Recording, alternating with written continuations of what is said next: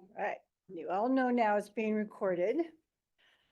Good morning and welcome. I'm Jane Dolan. I'm the president of the Central Valley Flood Protection Board. I'm honored to be that position for this board. I'm opening the meeting at this point and I'm welcoming my board members who are here. I know that board member Grego will be walking in at any second. Board member Valines has already told us it's going to be more than 10 minutes late. So what I would like to do well, I'm going to call the roll. That's what I'm going to do. No, we'll wait for Mary Jane to do that. So instead, there are some introductions and invitations that I would like to handle at this point. The board wishes to, and I would on behalf of the board, to invite any tribal government leaders who are present here in the room so that we can acknowledge that they are here and their designation. Are there any in the room? Do we have any tribal government leaders who are online, have signed up to be on Zoom?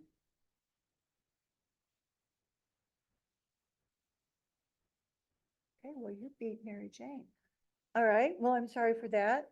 There's a hand up. Oh, there is a hand up? There is one hand raised. Two hands raised. Two hands raised.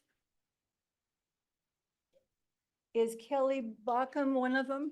Yes, I'm Kelly Good morning. Bockham. Hi, morning. Environmental Director for Quetzalteehee, Cortina Rancheria. Well, welcome. Happy to have you here today. You're an important partner. And the other hand up is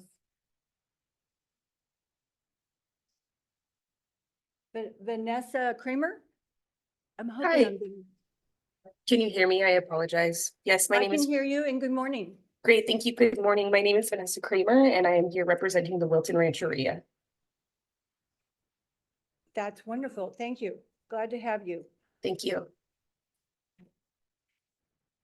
Are there any tribal designated representatives in the room, any online, or did I get them? Okay, I have that. Well, we're very pleased that you're part of the partnership, that you are engaged with us because we need you. So thank you for that. Our meeting has been opened, so I'm going to call the roll, please. Mr. Knapp. Member Bosler. Here. Member Countryman is absent. Member Griego is absent. So far. Secretary Johnson, I'm here. Good morning, everybody. Vice President Valines. Here. President Dolan. I'm here.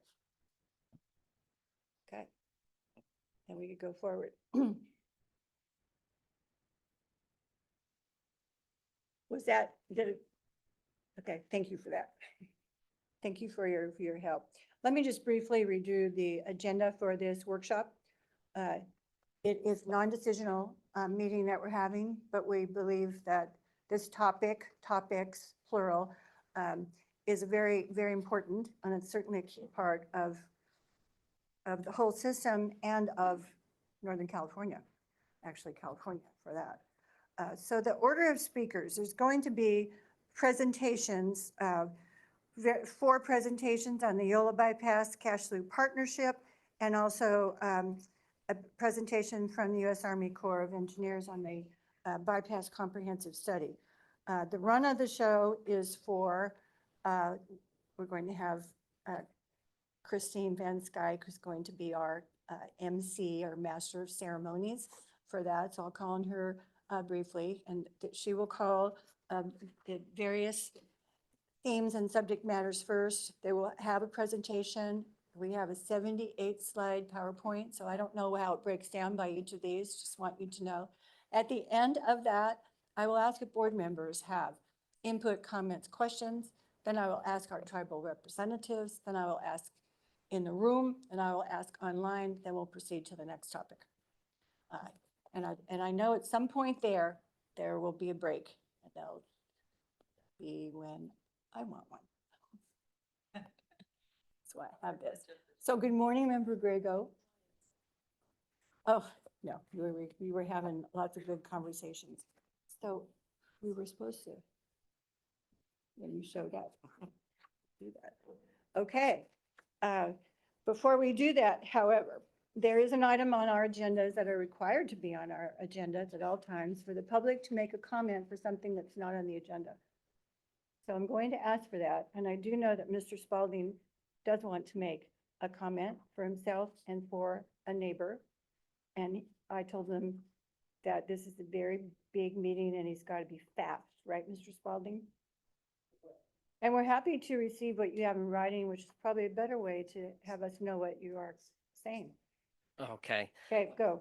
2 All minutes. right. I grew up on Long Island. I can talk fast. Go.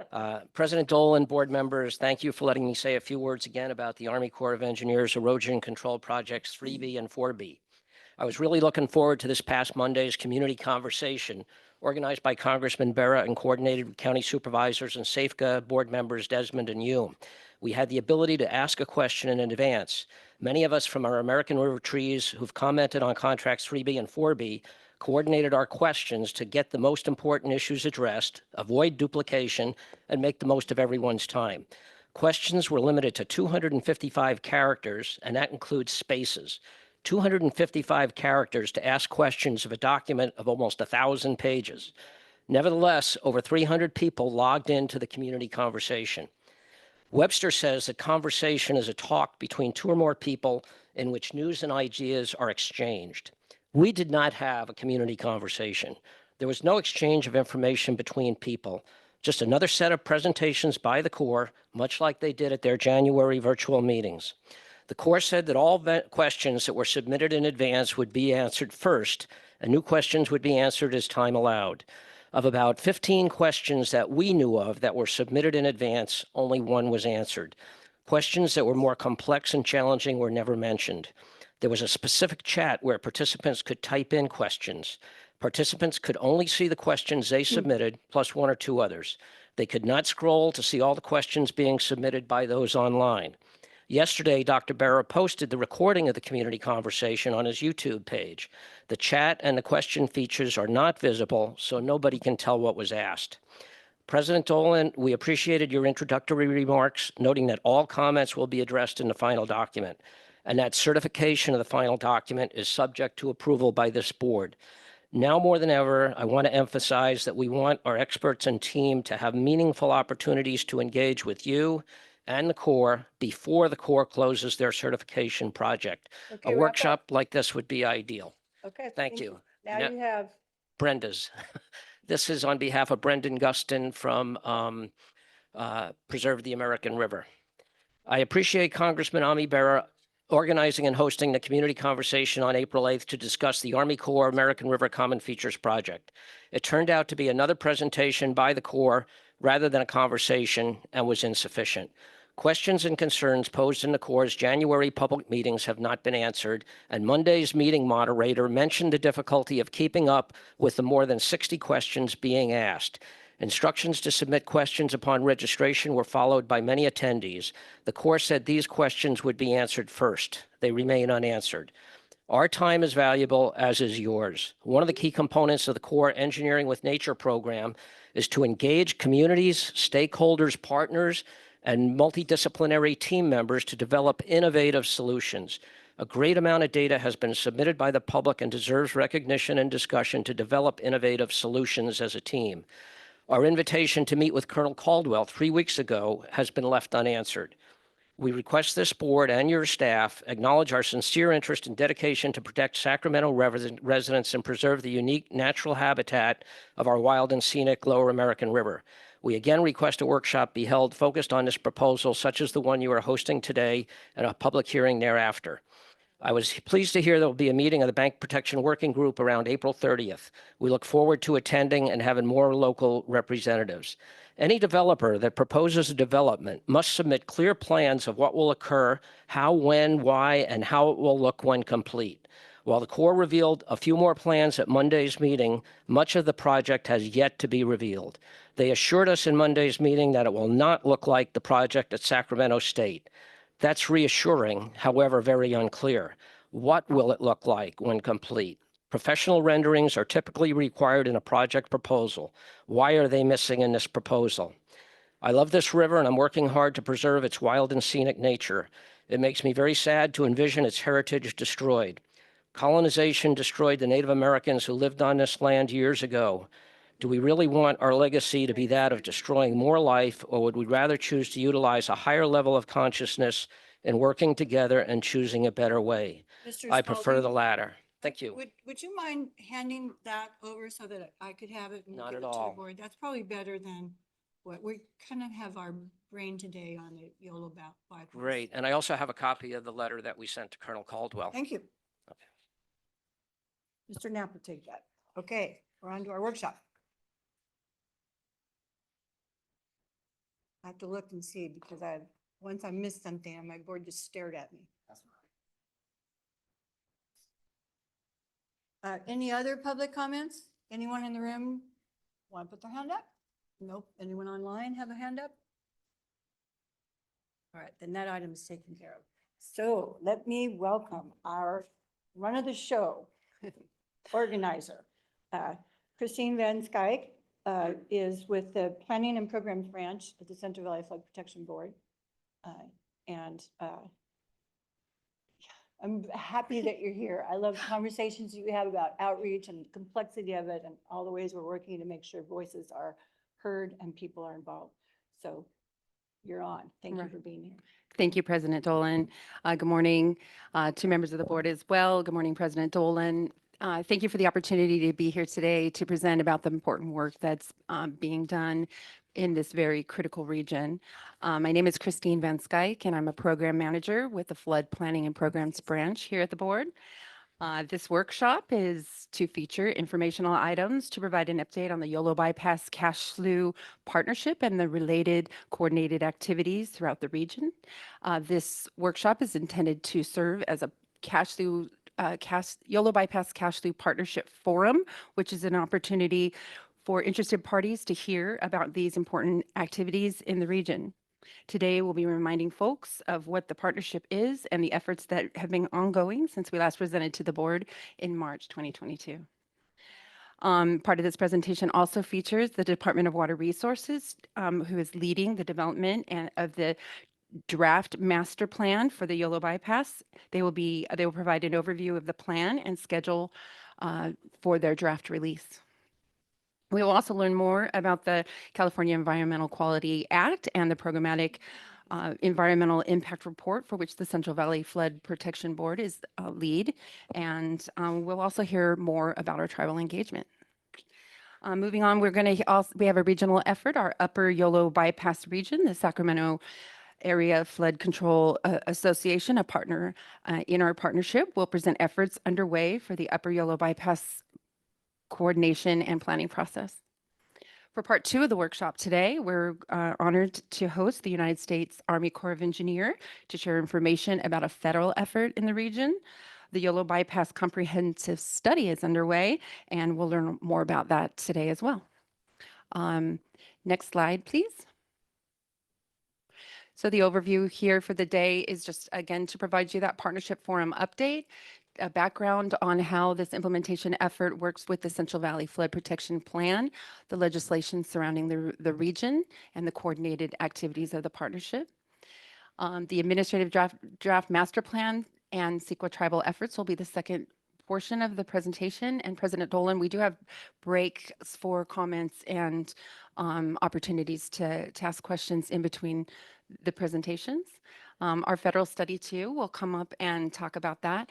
And then it's really important for us, as mentioned, this communication engagement opportunity for the partnership forum, for us to hear and learn more about what's going on and to encourage interested parties to participate. All right, and then so I will introduce our speakers as well. Again, my name is Christine Van Skyke with the board. First, we'll have Ruth Darling, who's also board staff, a program manager leading this effort. For the Administrative Draft Master Plan, Mary Jimenez and Megan Leroy are here from the Department of Water Resources. And Megan Gelini, board staff, will present on the CEQA and tribal engagement efforts for the master plan. We also have Melanie Saucier from Sacramento Area Flood Control Association to present on the Upper Yolo Bypass effort, and Tina Tate with the Army Corps of Engineers here to help us understand more about what's going on with that federal comprehensive study. So without further ado, I'd like to invite Ruth Darling up to give us the first half of the presentation about the Yolo Bypass Partnership and the implementation of the plan. Thank you. Board members have any questions? Anyone have a hand up with questions? Anyone online? Our tribal members want to make any comments about that, how the run of show? Nope. Okay, we're all eager to start. Good morning, Ruth Darling. Good morning, President Dolan, members of the board. I'm going to see if. There we go. Okay. Did you do that or did I do that, Charlotte? Okay, it wasn't working. I tried a couple times. Trying to figure out how to advance slides? Yes, Hopefully. don't ask me. Oh, great. Okay. Ruth Darling with the Central Valley Flood Protection Board. Christine would like to tell the board that there's about 107 people online right now. So great news for turnout on our engagement efforts. Oh, thank you for that. That generally means more because some do it in groups. Yep, thank you.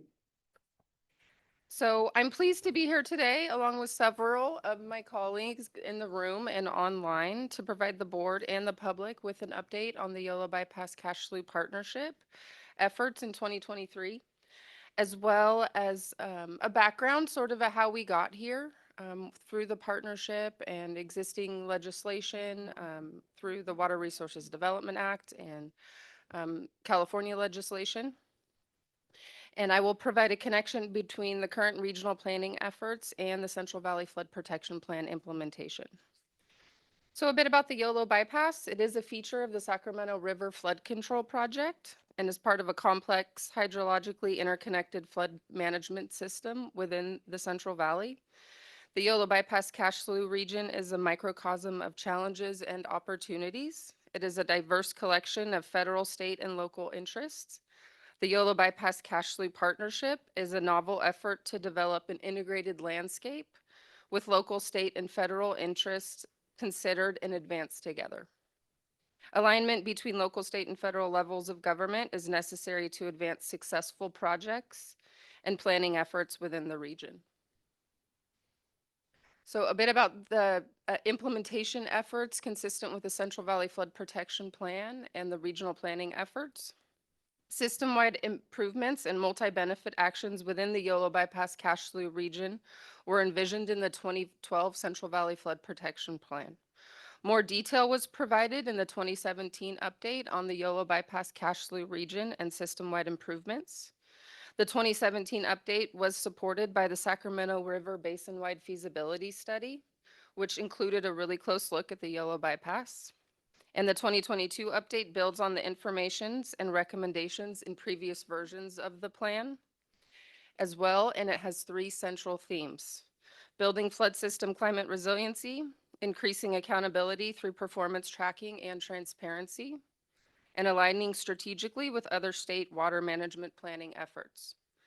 Implementation of the plan in the Yolo Bypass Cash Slough region seeks consistency with these three themes.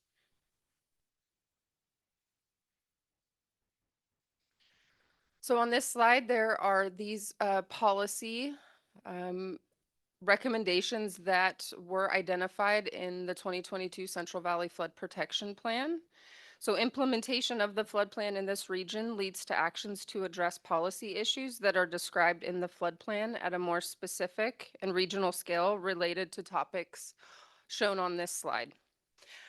These policy efforts are envisioned to be collaborative efforts between state, federal, and local partners, in a large part thanks to their continued engagement in the flood plan itself. So to provide the board and the public with examples of how the Yolo Bypass Cash Slough Partnership has helped advance these policy issues described in the plan. For the first flood and ecosystem performance accounting, DWR and the Flood Board are developing the Yolo Bypass Cash Slough Master Plan to enable a programmatic approach to multi-benefit improvements within the bypass. For operation and maintenance, Planning efforts are underway to address the need for sufficient and stable funding and other resources for routine maintenance. For multi-benefit projects, local, state, and federal agency members of the partnership are working closely with other agencies, interested parties, and Native American tribes to jointly plan and implement projects capable of delivering multiple benefits across the shared landscape. For governance and institutional support, in 2016, 15 federal, state, and local agency partners entered into a memorandum of understanding to collaborate on pursuing a multi-benefit vision for the Yolo Bypass Cash Loop Partnership. And for coordination with federal agencies, we have our Army Corps of Engineer partners here today to describe more on our comprehensive study efforts, but collaboration with the Army Corps, DWR, and the Flood Board, as well as SAFCA, is underway on the Yolo Bypass Comprehensive Study. And I've addressed our consistency with climate change and flood system resilience in the previous slide. So in July of 2020, Congress passed the Water Resources Development Act of 2020. Section 209 of WRDA directs the U.S. Army Corps of Engineers to work in consultation with the partnership and other interested parties to conduct a comprehensive study of the management of the Yolo bypass system for flood risk reduction, ecosystem restoration, water supply, and recreation, and to provide relevant recommendations for construction, modification, monitoring, adaptive management, and additional studies. The Federal Comprehensive Study is early in its formation, and you will hear more about it later in this presentation. In addition, California passed Senate Bill 369 in 2021, and it was codified in Water Code Section 8510. Senate Bill 369 endorsed the Yolo Bypass Cash Loop Partnership and its role in projects, planning, and implementation. The objectives of SB 369 call for a coordinated effort on partnership agencies to collaborate on development and implementation of a multi-benefit program within the region.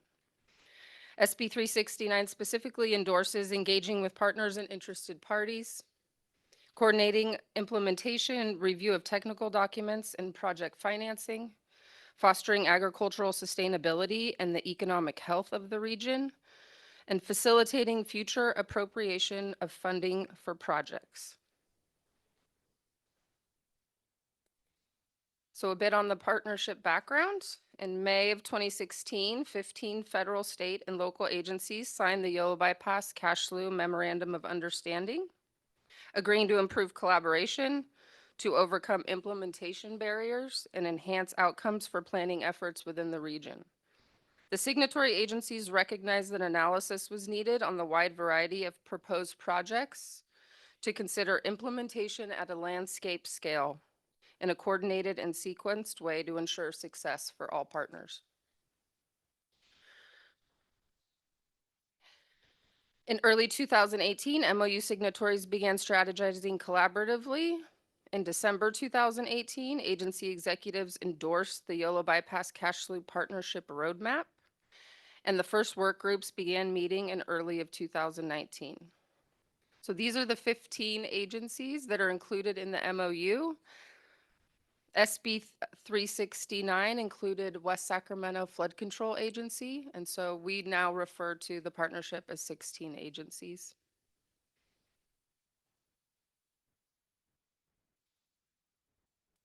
For implementation of the Central Valley Flood Protection Plan, it requires regional and local coordination.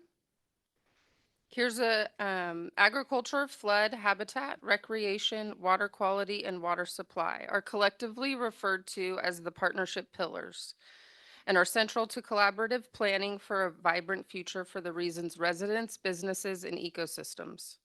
Further, the partnership is committed to making diversity, equity, and inclusion central to its efforts to accrue benefits across pillars. So these are the goals and objectives. There are goals and objectives for each of these pillars. They're on the Yolo Bypass Cash Loop Partnership website. I didn't want to list them all out to save all of your eyes from the tiny letters that would be on this slide. But if you have questions about the goals and objectives you see on this slide, the partnership pillars, please let me know. So recent partnership activities, in addition to the collaborative planning that's occurred on the administrative draft of the Yolo Bypass Cash Slough Master Plan, as well as its accompanying CEQA document, the Programmatic Environmental Impact Report, and tribal engagement, which you will hear about later. Partnership activities continued to occur throughout the end of 2022 and 2023. Work groups continued to meet. One of the major goals of the partnership is to overcome implementation barriers and to collaborate with other agencies on planning and implementation. So this is an unfunded activity, the partnership itself. Those that join work groups from the 16 member agencies are not funded to do so. I just wanted to state that a lot of the activities that you see on this slide are in addition to the day-to-day work that happens from partnership agencies. So the partnership developed a vision document. The board has seen that before. We were directed in 2023, I believe, or was it the end of 2022 when the last executive committee meeting was? To provide updates to the vision document. The strategic planning work group led the 2023 vision document update. So a new section was added to document Senate Bill 369 objectives. The habitat section was refreshed, and the pillar goals for recreation and agriculture were updated. Throughout the document, content was added on Native American tribes, climate change, and equity. The document will be finalized for approval by the executive committee in 2024. So it's technically not a public document yet, but just so the board can see, it's a brochure that we like to use to help describe the partnership.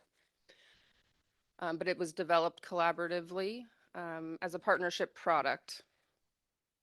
Finalizing the draft governance framework. The governance framework was finalized in August of 2023. This document describes the organizational structure, coordination, and decision-making processes for the partnership. For the master plan administrative draft, DWR will present on that in the next section. And the partnership developed a projects work group. So this new work group kicked off in October of 2022. It is a major venue for engagement, and it brings together project proponents and partnership agencies to coordinate on proposed actions within the bypass. So project proponents come to this work group and describe their vision for a project, and we provide feedback based on advancing the partnership vision as well as partnership pillars. And this is a glimpse of a portion of the Yolo Bypass vision document. But the Yolo Bypass Partnership aims to facilitate the continued evolution of the Yolo Bypass Cash Slough region into a landscape that benefits all of the 6 partnership pillars. And I wanted to point you all to the partnership's website to take a look for more information.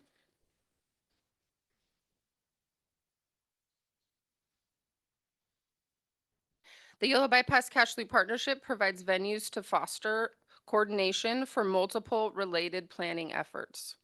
So this includes the Central Valley Flood Protection Plan and its updates, as well as the conservation strategy, the Lower Sacramento River Delta North Regional Flood Management Plan. So that's the RFMP group developed the corridor management framework that the master plan seeks to provide consistency with. In addition, DWR is working with, for the Cash Slough Habitat Conservation Plan, Solano County, in collaboration with the Department of Water Resources and Reclamation District 268, as well as Solano County Water Agency and Sacramento Area Flood Control Agency, are developing a habitat conservation plan and incidental take permit to provide endangered species act protection for local water intakes within that region. And the Cash Slough Public Access Action Plan is also being developed. It was prepared to evaluate public access and recreational opportunities in and near the Cashleu region and southeastern Solano County. And you will hear more about Upper Yolo bypass planning later in the presentation, as well as the master plan. And I'd like to pause for any questions or comments. I will ask for questions, but if you could go back to the slide that has the partnership's website on it while I ask for questions. I think that would be helpful. It's a very informative website. Board members, questions, input, comments? What did you say? Oh, Member Bosler. I had just a couple of different questions. So it would be helpful, because I'm not familiar with all of those planning efforts and like who's the primary responsibility. Obviously, I know a couple of them because they're ours, but that would just be helpful for me to understand that. This And then, slide? yeah, this Okay. slide. And then just in terms of the project, the new project work group, I'm just trying to kind of understand the threshold and the cadence that's going to happen as we have this partnership in place. Is it the expectation that everyone in that geographic region then is bringing their projects to the work group, like all projects? I'm just trying to understand the Yes, cadence. so and- that work group is led by Solano and Yolo County staff. The hope is that projects are willing, proposed projects proponents are willing to come to that work group and describe their vision for their project, preliminary design.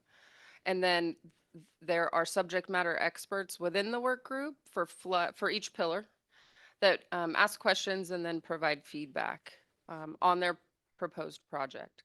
So that work group, those leads reach out to project proponents and ask them to come to the work group. It meets more consistently when folks agree to come and present.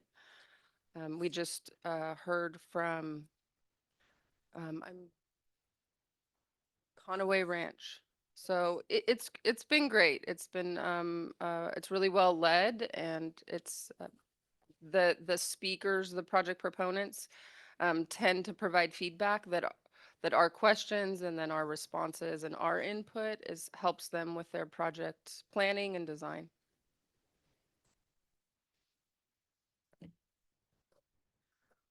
Easily said. This is a monumental task, a lot of moving parts. Member Johnson. Hey, thank you very much. So I have a couple of questions, and there are Board done that. a couple of, they'll be fairly general, and the type of question that probably apply to all of the other presentations too. So maybe those of you who are doing those can keep them in mind as you're talking. But the first one is it just goes to how these different processes relate to each other.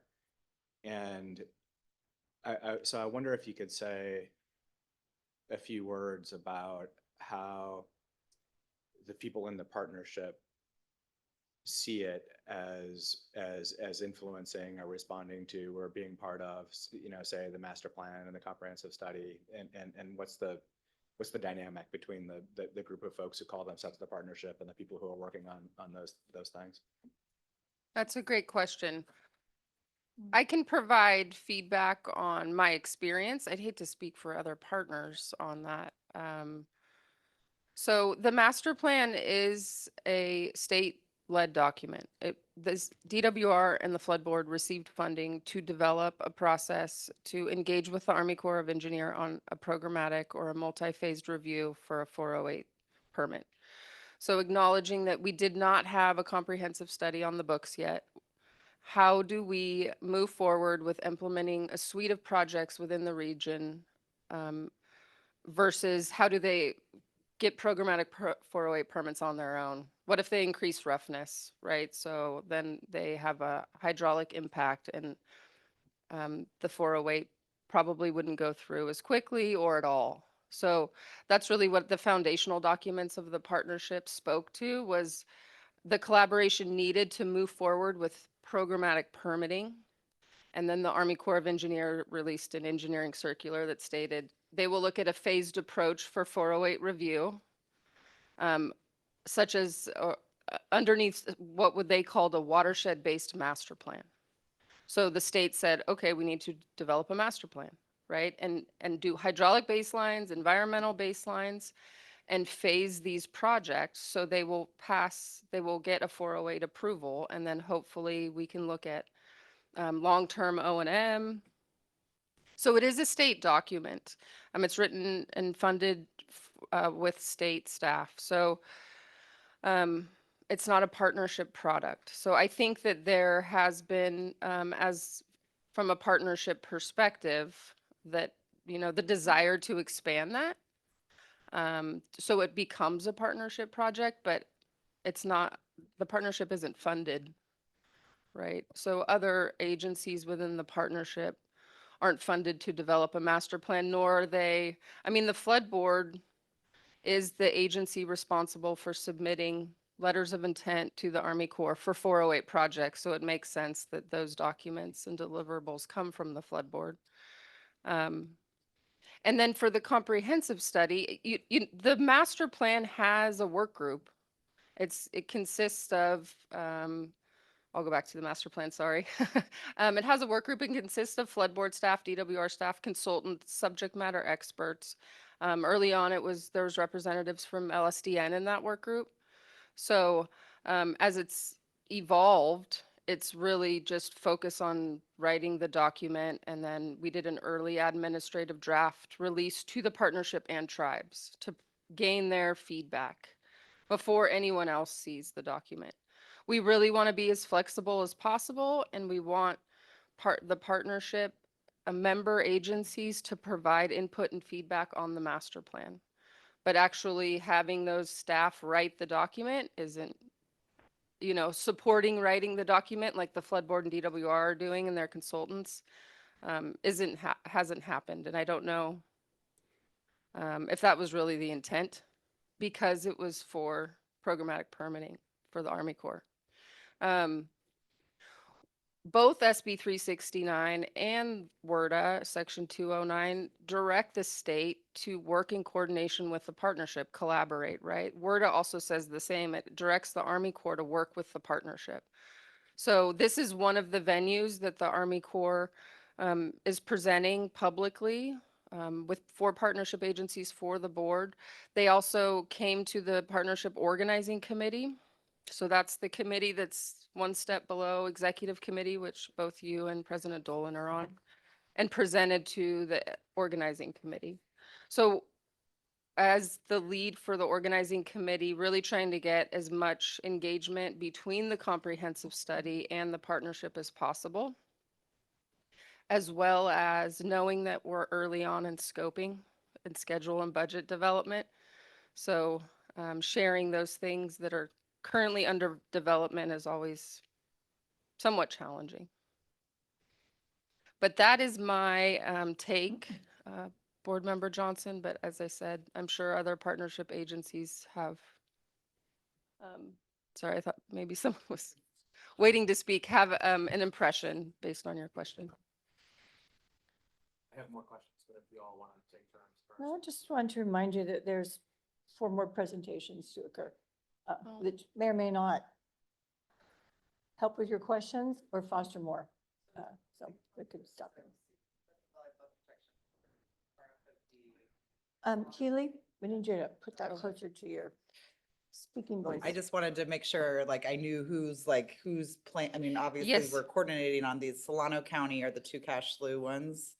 Yeah, so I can read. So for the cash slew HCP, that's Solano County DWR, Solano County Water Agency, Reclamation District 2068, and SAFCA, who are all members of the partnership. And then for the Recreation Action Plan, that's, I think that is between Solano County, Department of Fish and Wildlife, and Department of Water Resources, who are also, Fish and Wildlife is a member of the partnership as well.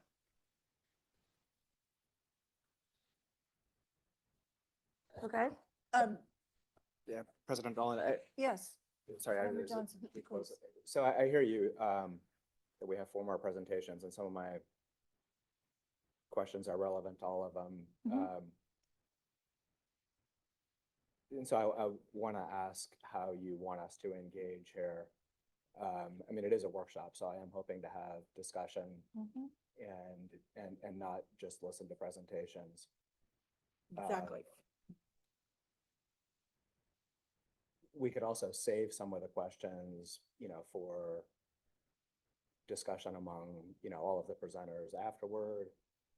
If some of the questions might be good that way and might ensure that we don't ask questions that are going to come out, naturally. So I guess I would just ask how you would ask me to engage on these, with all that in mind. Well, I do admit that I didn't have a plan for that. But we have, Ms. Darling has given us an overview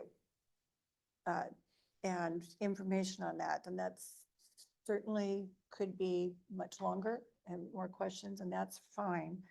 Next up is DWR to present information on the master plan and the draft and the process going forward with that.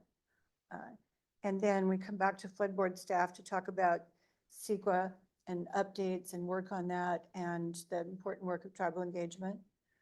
And then we have the Sacramento Flood Control Association representatives to talk about Upper Yolo bypass planning, which probably include projects. So my view is Ms. Darling could probably respond to each one of those, but we might want to hear them and then do it. But I don't want to stop board, tribal members, or people who have questions for after each presentation.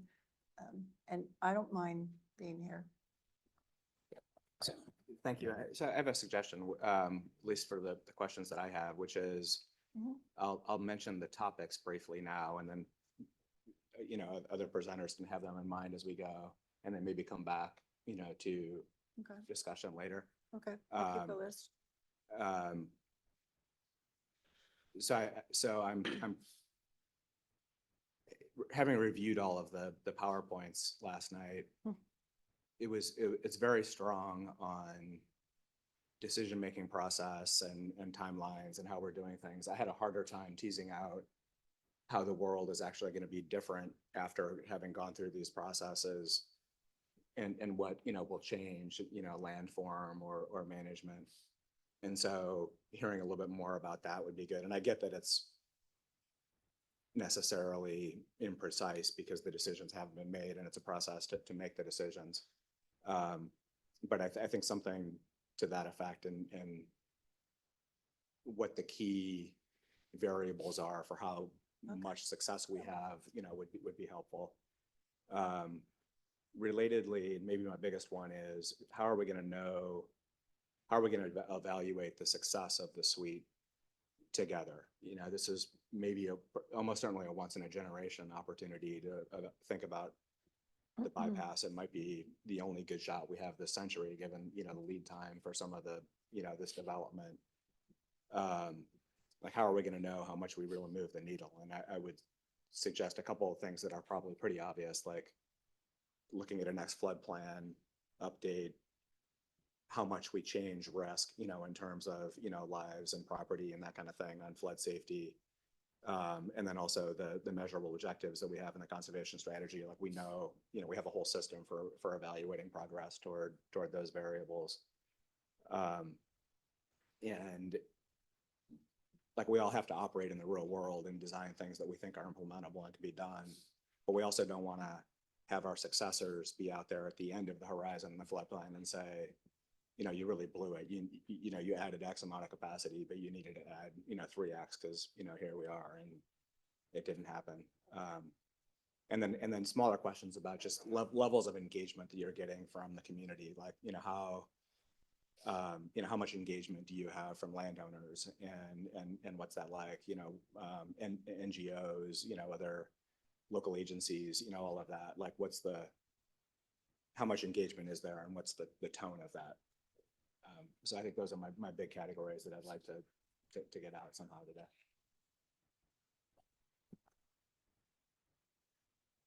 Thank you. Yep, very thoughtful. Everyone was writing notes as I was. Board members? We have another tribal representative, leader who has joined us, Jesse Galvin. You have your hand up. Do you want to make comments? I certainly want you to introduce yourself and tell me if I pronounced your first name correctly.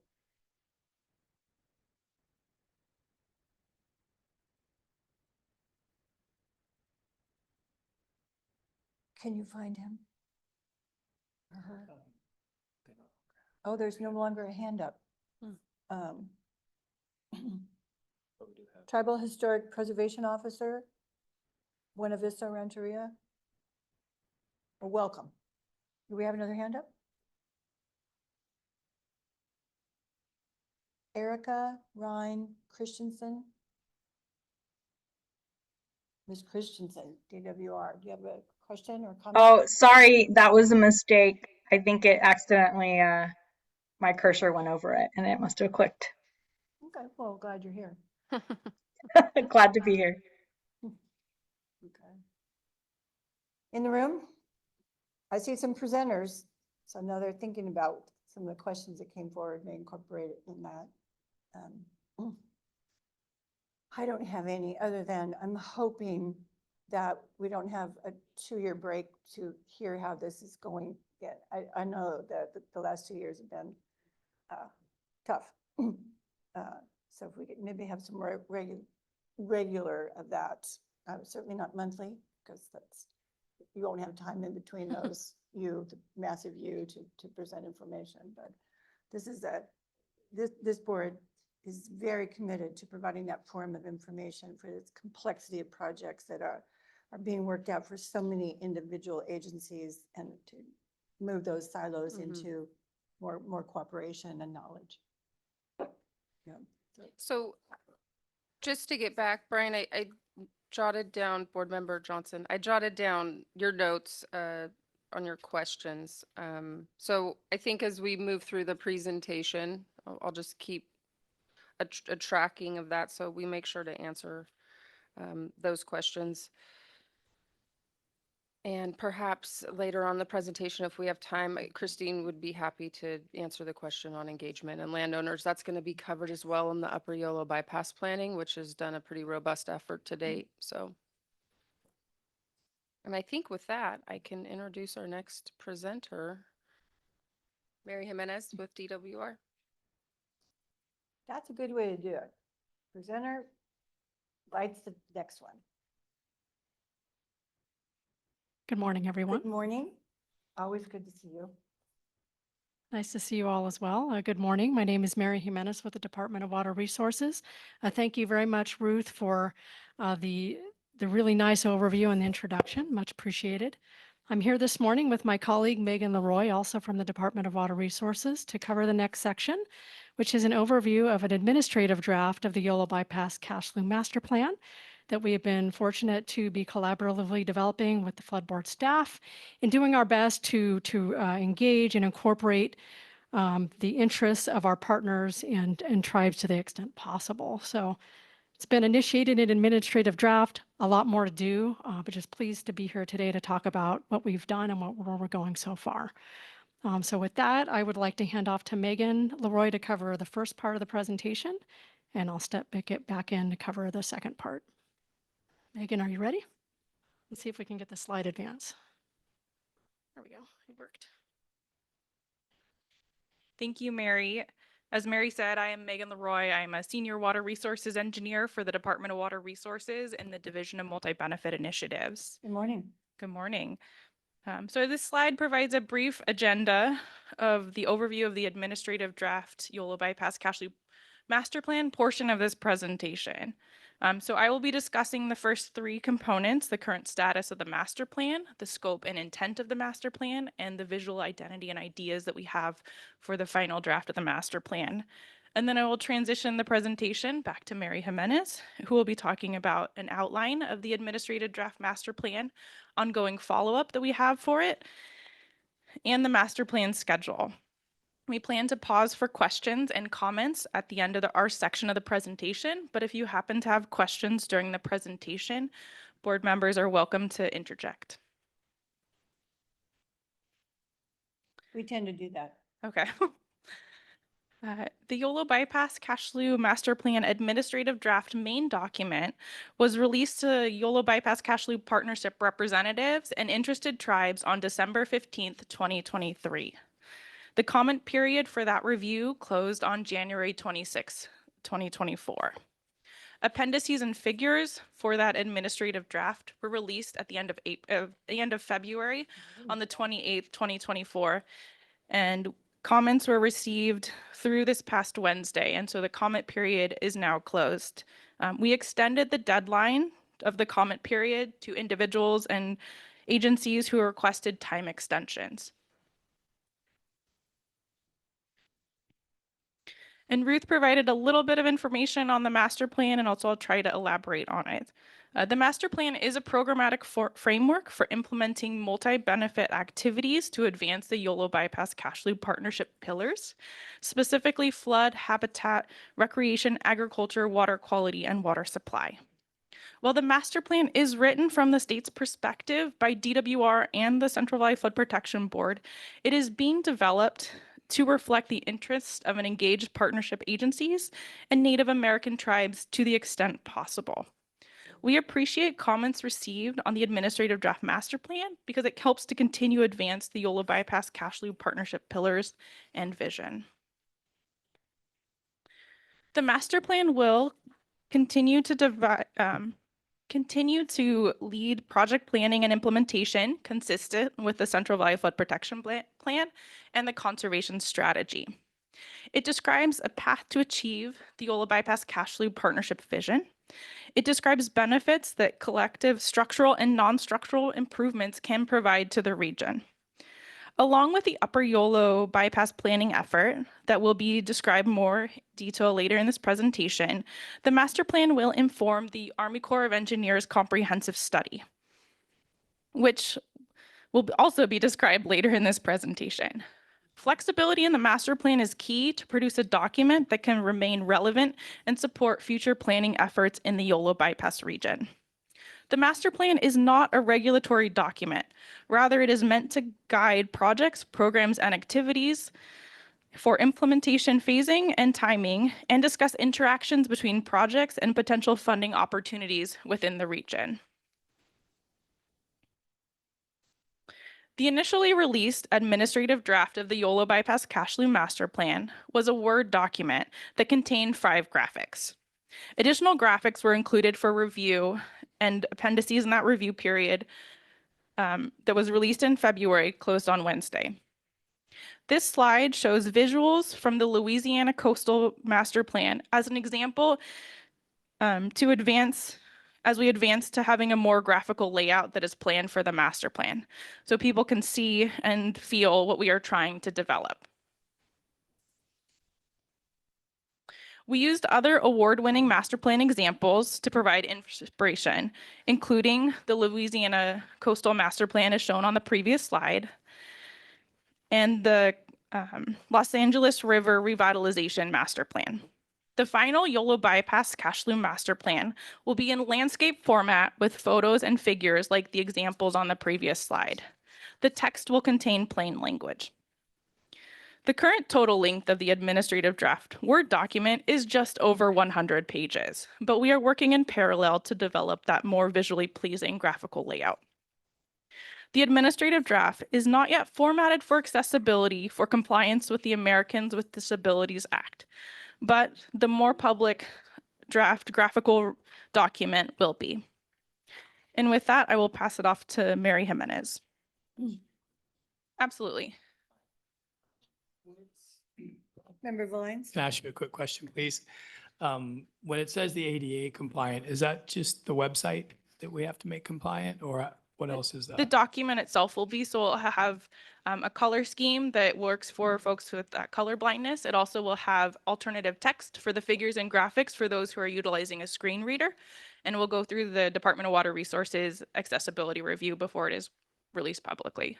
Okay, There's a bill in the legislature about that right now. Yes, Thank you. thank you. Yes, thanks for asking that. That is websites, documents, agendas, everything. This is still the presentation. You're just going back and forth. We Mary are. Menace. Thank you very much. Thank you, Megan. Yes, I'll continue on to the next part. Again, Mary Jimenez with the Department of Water Resources. So an overview of the administrative draft that was released back in December, as Megan indicated, contained 4 main chapters, plus a 5th chapter with references, and then the suite of 5 appendices that came out a little bit later. Those appendices contain additional detail to support the narrative primarily included in the first 4 chapters.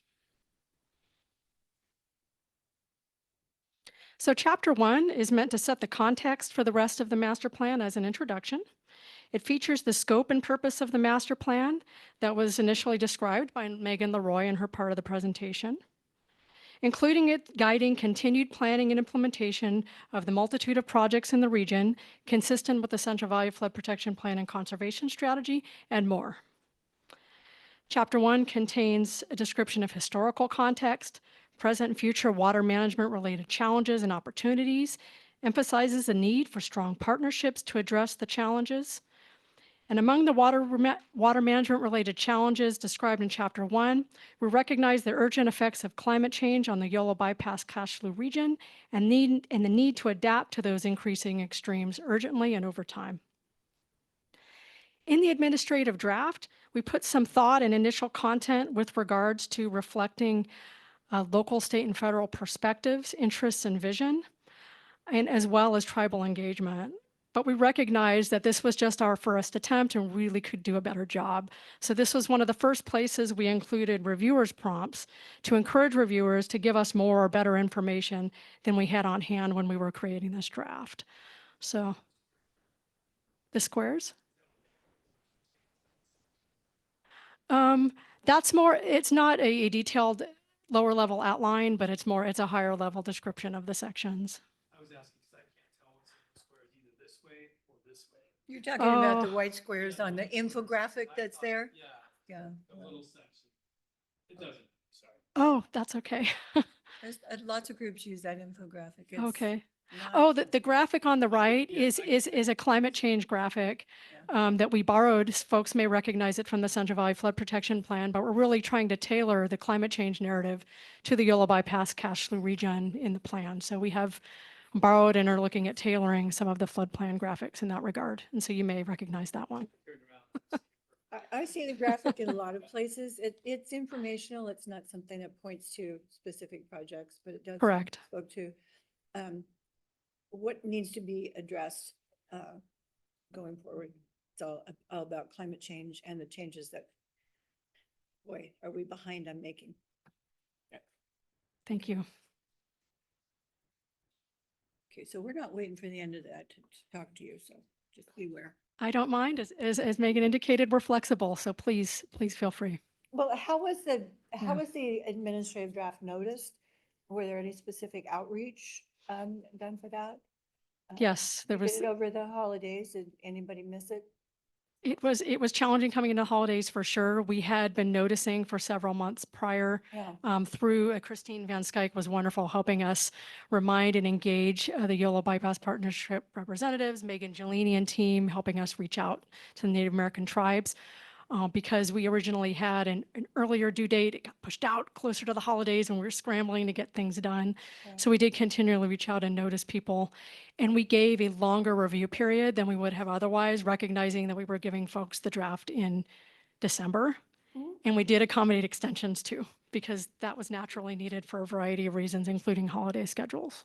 Okay, well, I'll look forward to our Kristen Skype telling us about outreach because her middle name is Outreach. Yes. Yeah, she was a huge help, as were others on the team, to helping to get announcing when the review was coming, what type of review we wanted, schedule, and being flexible. She views that word action, outreach as action, not just maybe. All right, thank you. Yes, you're welcome. And thank you, Christine. Yeah. Chapter 2 focuses on programmatic planning related to water management in the Yellow Bypass Cashflow region. This has already been discussed to an extent by Ruth Jarling, and it will be more today, of course. It emphasizes the importance of strengthening alignment between the multitude of related plans and efforts in the region across local, state, and federal levels. Chapter 2 also describes the importance of Native American tribal engagement into planning processes, in addition to the projects themselves, of course. It recognizes Native American tribes as sovereign nations and that various tribal governments in the region have independent priorities that need to be respected, reflected, and considered. Similar to Chapter 1, we have included reviewers' prompts also in Chapter 2 to further encourage input that can help us improve the content on the aligned plans and efforts and the engagement. That, I will go on to Chapter 3. There's no need to pause here yet. So Chapter 3 then is entitled Multi-Benefit Project Implementation. But as a landscape scale plan, it is focused on describing an array of actions, activities to guide continued development of a suite of multi-benefit projects in the region over time. Our goal here was generally to provide a more detailed guide than exists in higher level plans, such as the Central Valley Flood Protection Plan, with intended flexibility so that future projects are not overly constrained in developing their own goals and components over time in a way that meaningfully addresses the pillars of the partnership, as I believe Megan Leroy indicated as well. Chapter 3 also describes comprehensive long-term management approaches as they pertain to the Yolo Bypass Cashflow region. We have more detail on flood system operations and maintenance as a priority of the board and DWR that is further substantiated in the Central Valley Flood Protection Plan, and in appendices to this document. But other aspects of long-term management are also described in the narrative, as the Yolo Bypass Cashflow region is a dynamic and multi-benefit landscape, also needing to be reflected alongside flood management. So we did our best to describe long-term management in a comprehensive way.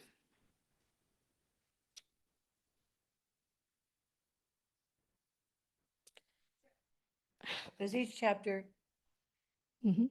wait, got that wrong. Do they have a name? They do. Is one called like maintenance? Oh, each One chapter called multi-benefit? or the subsection. So the chapter is multi-benefit project implementation, but there are subsections, to your Subsections, point, yeah, okay. on comprehensive long-term management approaches. I can't remember if that's verbatim the name of this subsection title, but there's one to that extent. Okay. And I see. similar. It's called bullet points. Got it.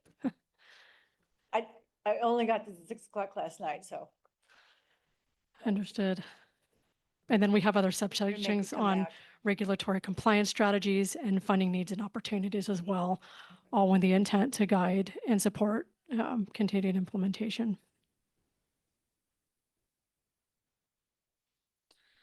So Chapter 4, what I will say is the most brief of the 4 chapters, especially in an administrative draft. We know we have a lot left to figure out to make this a more powerful and compelling chapter.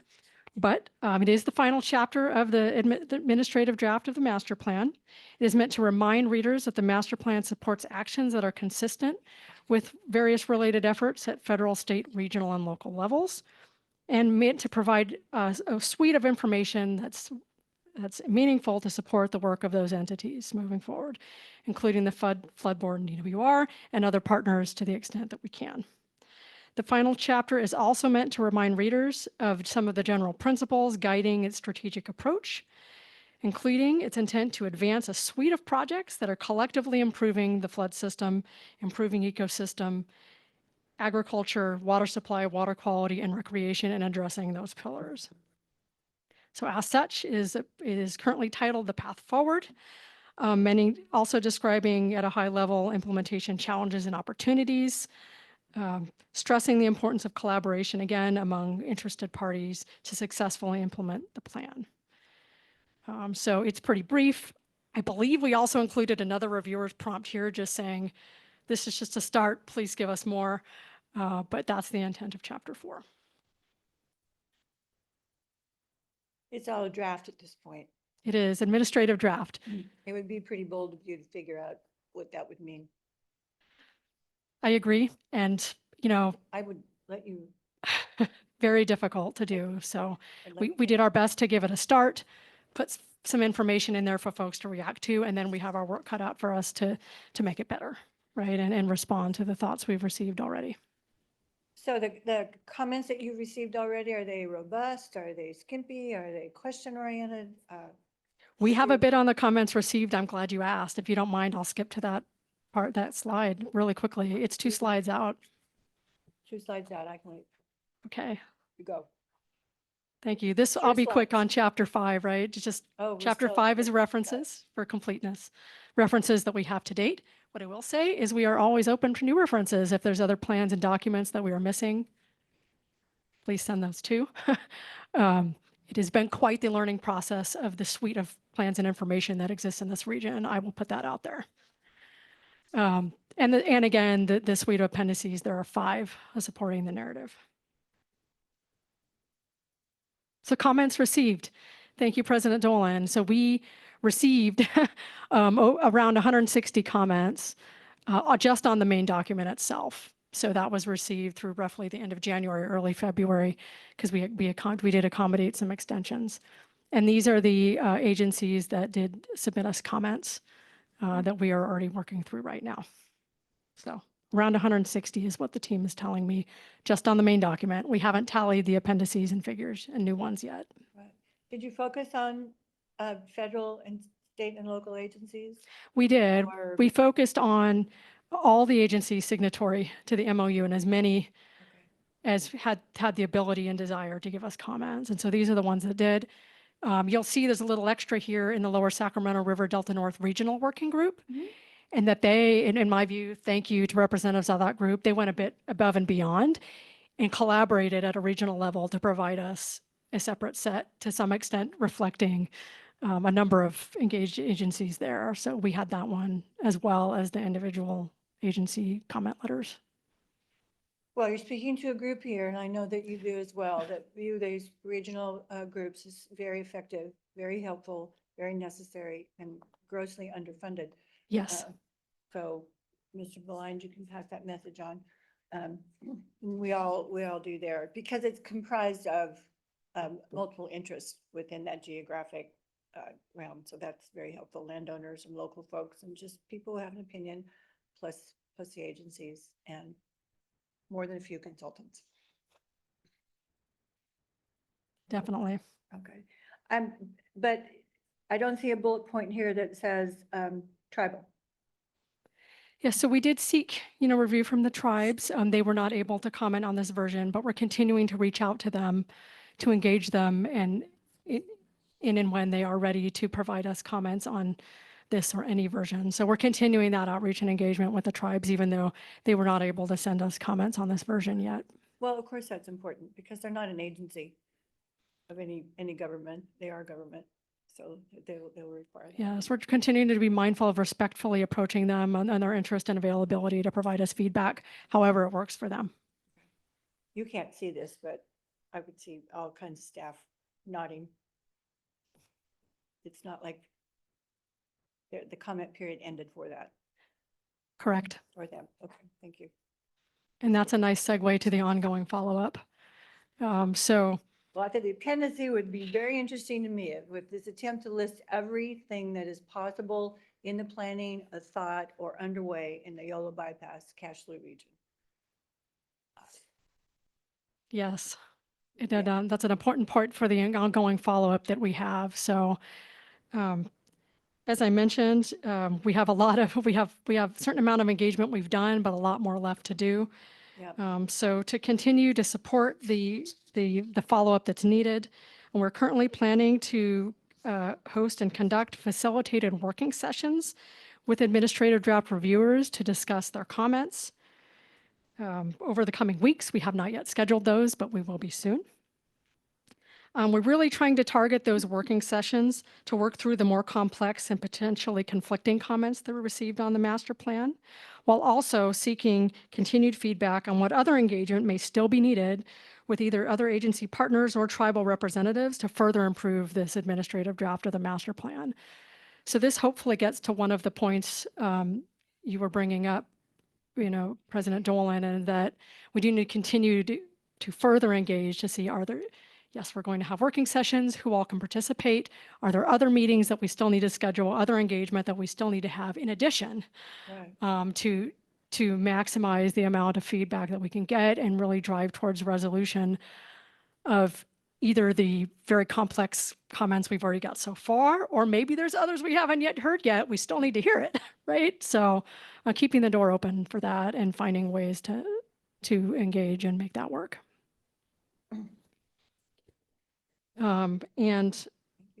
And I wanted to mention again that while I've acknowledged the tribal engagement here, Megan Gelini, of course, presenting after us today, is going to cover more on the tribal engagement for the board. Okay.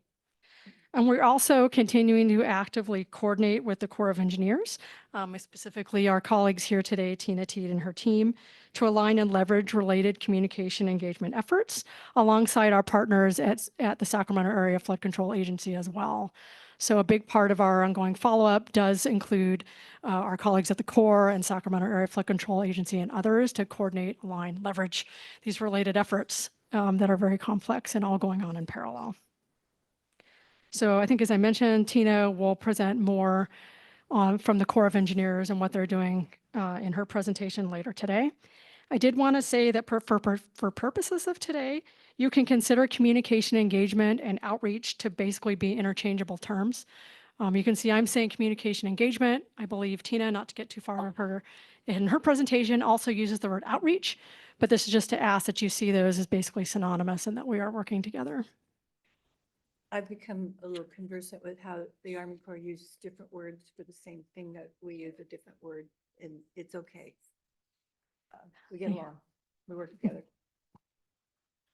Their jurisdiction is a little bit bigger than ours geographically, but we do like the Sacramento district folks, all of you.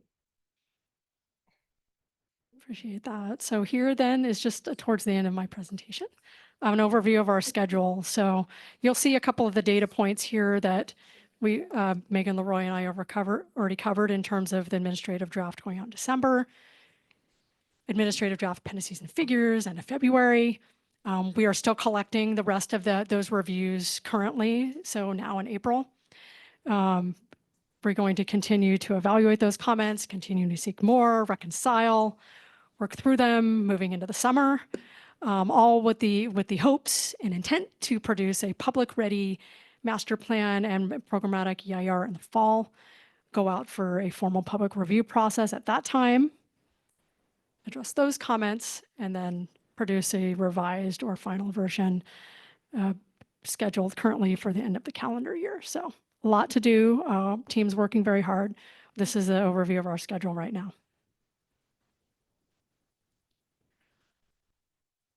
Ambitious but necessary.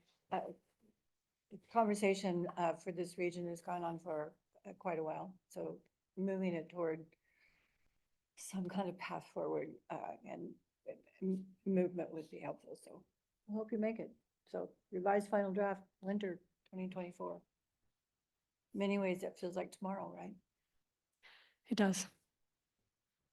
Okay. I'll stop. Board members, comments at this point. Megan, are you going to talk again? Only to support Mary. Oh, you're saying no. If there are questions, Okay. we'll field them together. Thank you. Okay, so this section was talking about the administrative draft of the master plan and its process and aspects to that. Board members, last one. Okay.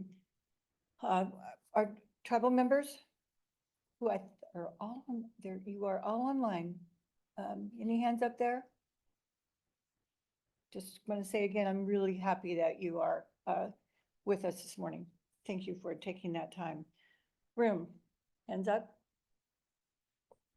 Come forward. I know one's name. I might know the other. I've already missed someone I've worked with for the last 5 years. I'm so embarrassed. I went, who are you? But that's what happens. Right. Mr. Good morning, President Mr. Dolan, Rick. members of the board. Rick Reinhardt with Wood Rogers here today commenting on behalf of the California Central Valley Flood Control Association. The partnership was formed in part because of the recognition that system improvement projects generally have benefits for those that are outside the area of impact. And it was founded on the idea that all boats should rise and that we need to implement a program of actions that accomplishes that. In reading the master plan, I think it does a great job of laying out how that gets done. But if you look at the projects that have been implemented since the partnership was formed, we have a mixed track record.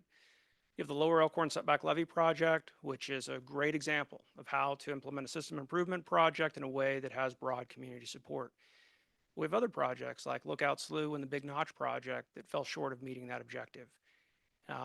All of these projects in the master plan are become before your board for encroachment permits for implementation.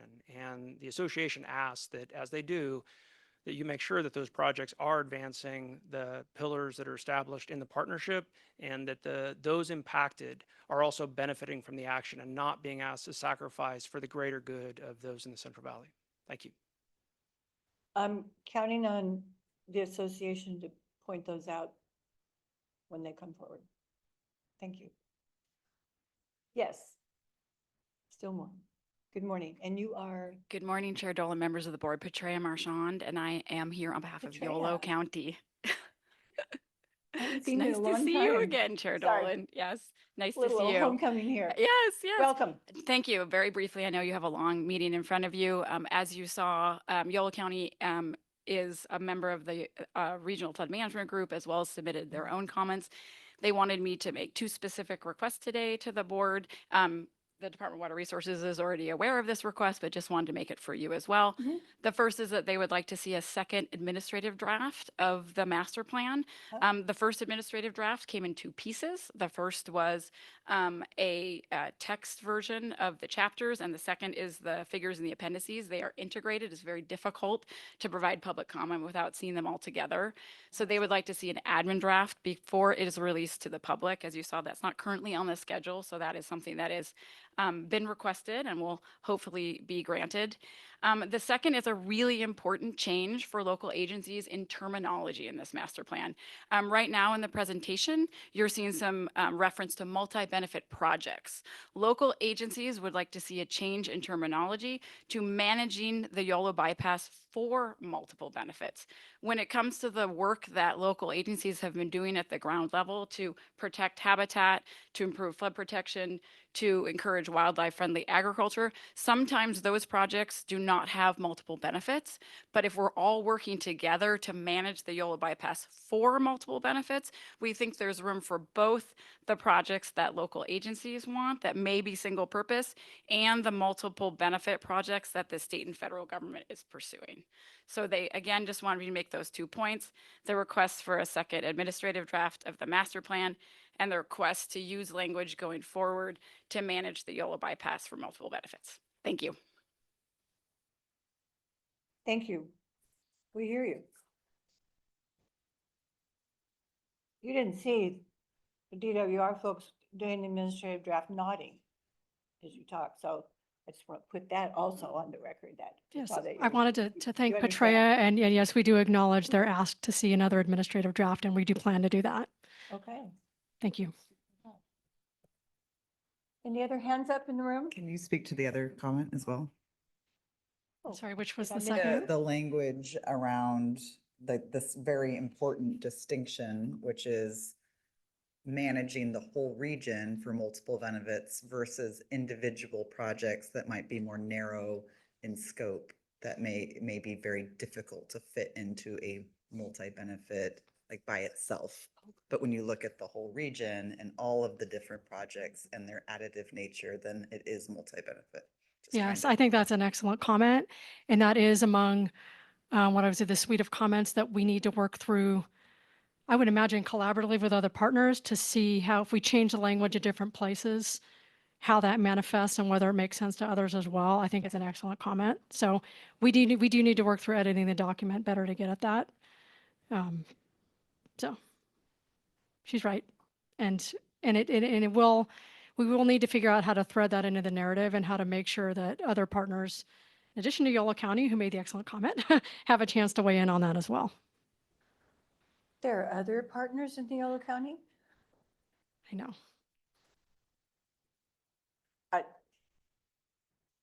I know about counties and how complex it can be sometimes. That's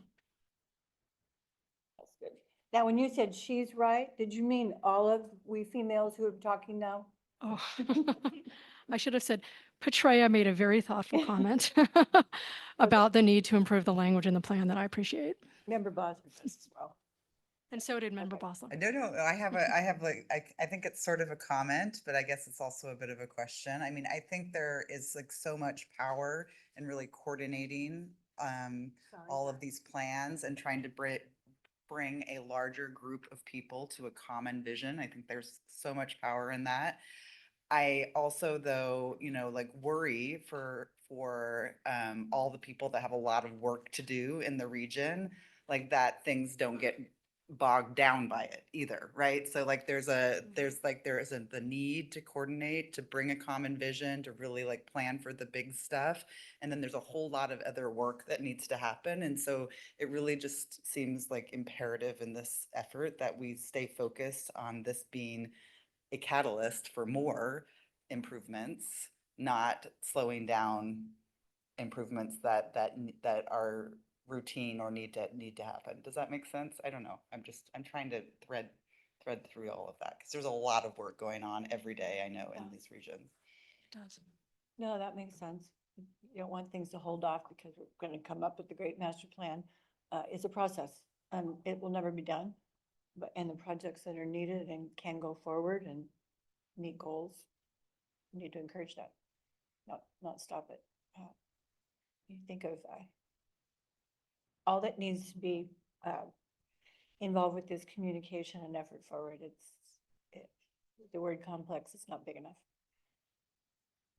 but we can do it. Public forums help. Okay.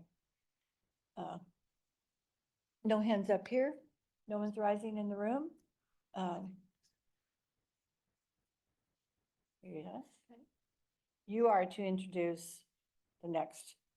So after us, we have Megan Gelini. Megan, are you ready?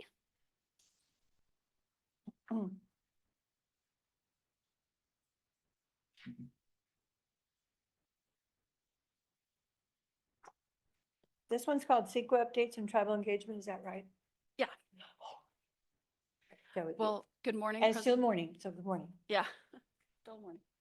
Good morning, President Dolan and members of the board. I'm Megan Gelini, a senior environmental scientist with the Central Valley Flood Protection Board. I'd like to now discuss with you updates on environmental compliance and tribal engagement activities.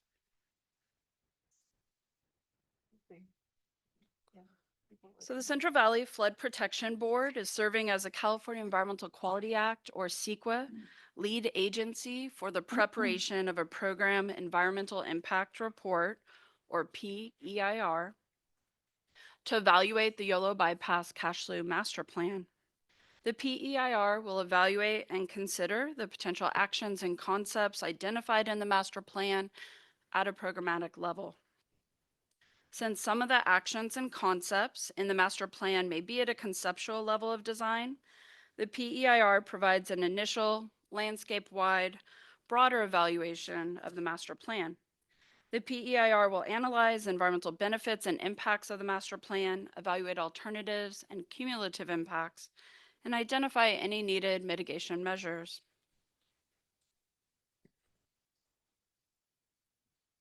I'd like to share a little more on the CEQA process. So the boxes on this slide indicate the noticing and environmental document preparation steps, while the ovals indicate periods of public engagement on the available documents. To initiate the environmental document preparation process, the CEQA lead agency, the board, decided to prepare a program environmental impact report and sent notice of that decision to the public, tribes, and relevant public agencies. This notice is called a notice of preparation, and it initiated the scoping period. This was one of the first opportunities for engagement and comments. The scoping period for the draft PEIR occurred August 15th, 2022, for a 30-day period and ended on September 14th, 2022. Under CEQA, scoping is designed to examine a proposed project early in the EIR environmental analysis and review process. It is intended to identify the range of issues pertinent to the proposed project and feasible alternatives or mitigation measures to avoid and reduce potentially significant environmental effects. 2 meetings were held during the scoping period, one virtual and one in person,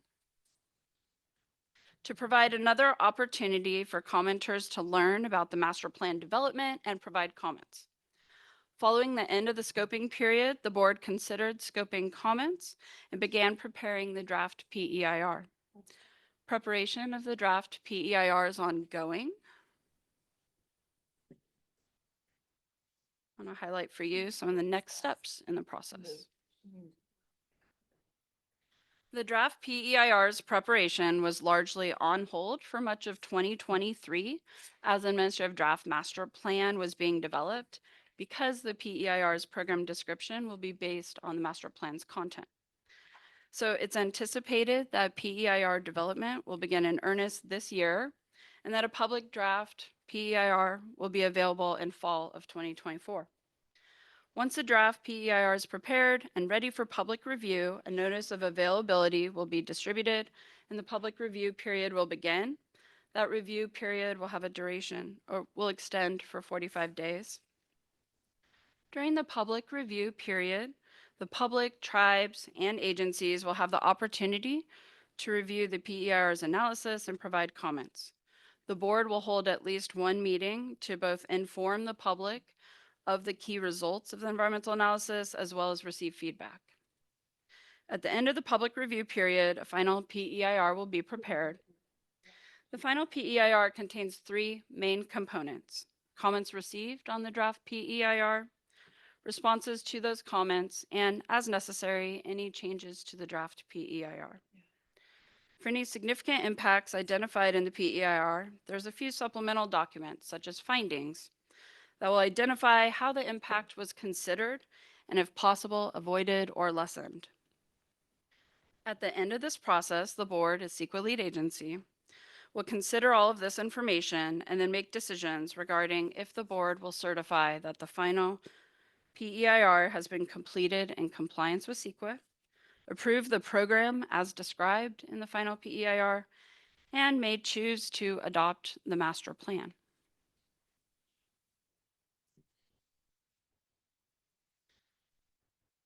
Collaboration with tribes informs how to approach tribal engagement and information sharing, and tribal participation in early planning integrates tribal knowledge, values, and interests. Review and input from tribal representatives is highly valued to ensure tribal values and priorities are properly and respectfully reflected. Now, an update of past and ongoing tribal engagement and consultation in support of the master plan and its draft program EIR. The Flood Board, as CEQA lead agency, is leading government-to-government consultation with tribes. Tribes may consult with the Flood Board under the California Natural Resources Agency's Tribal Consultation Policy or through the Assembly Bill 52 consultation process. The Flood Board provided notification about the master plan to 14 tribes with cultural or ancestral ties to the region in 2022 and invited them to engage in government-to-government consultation.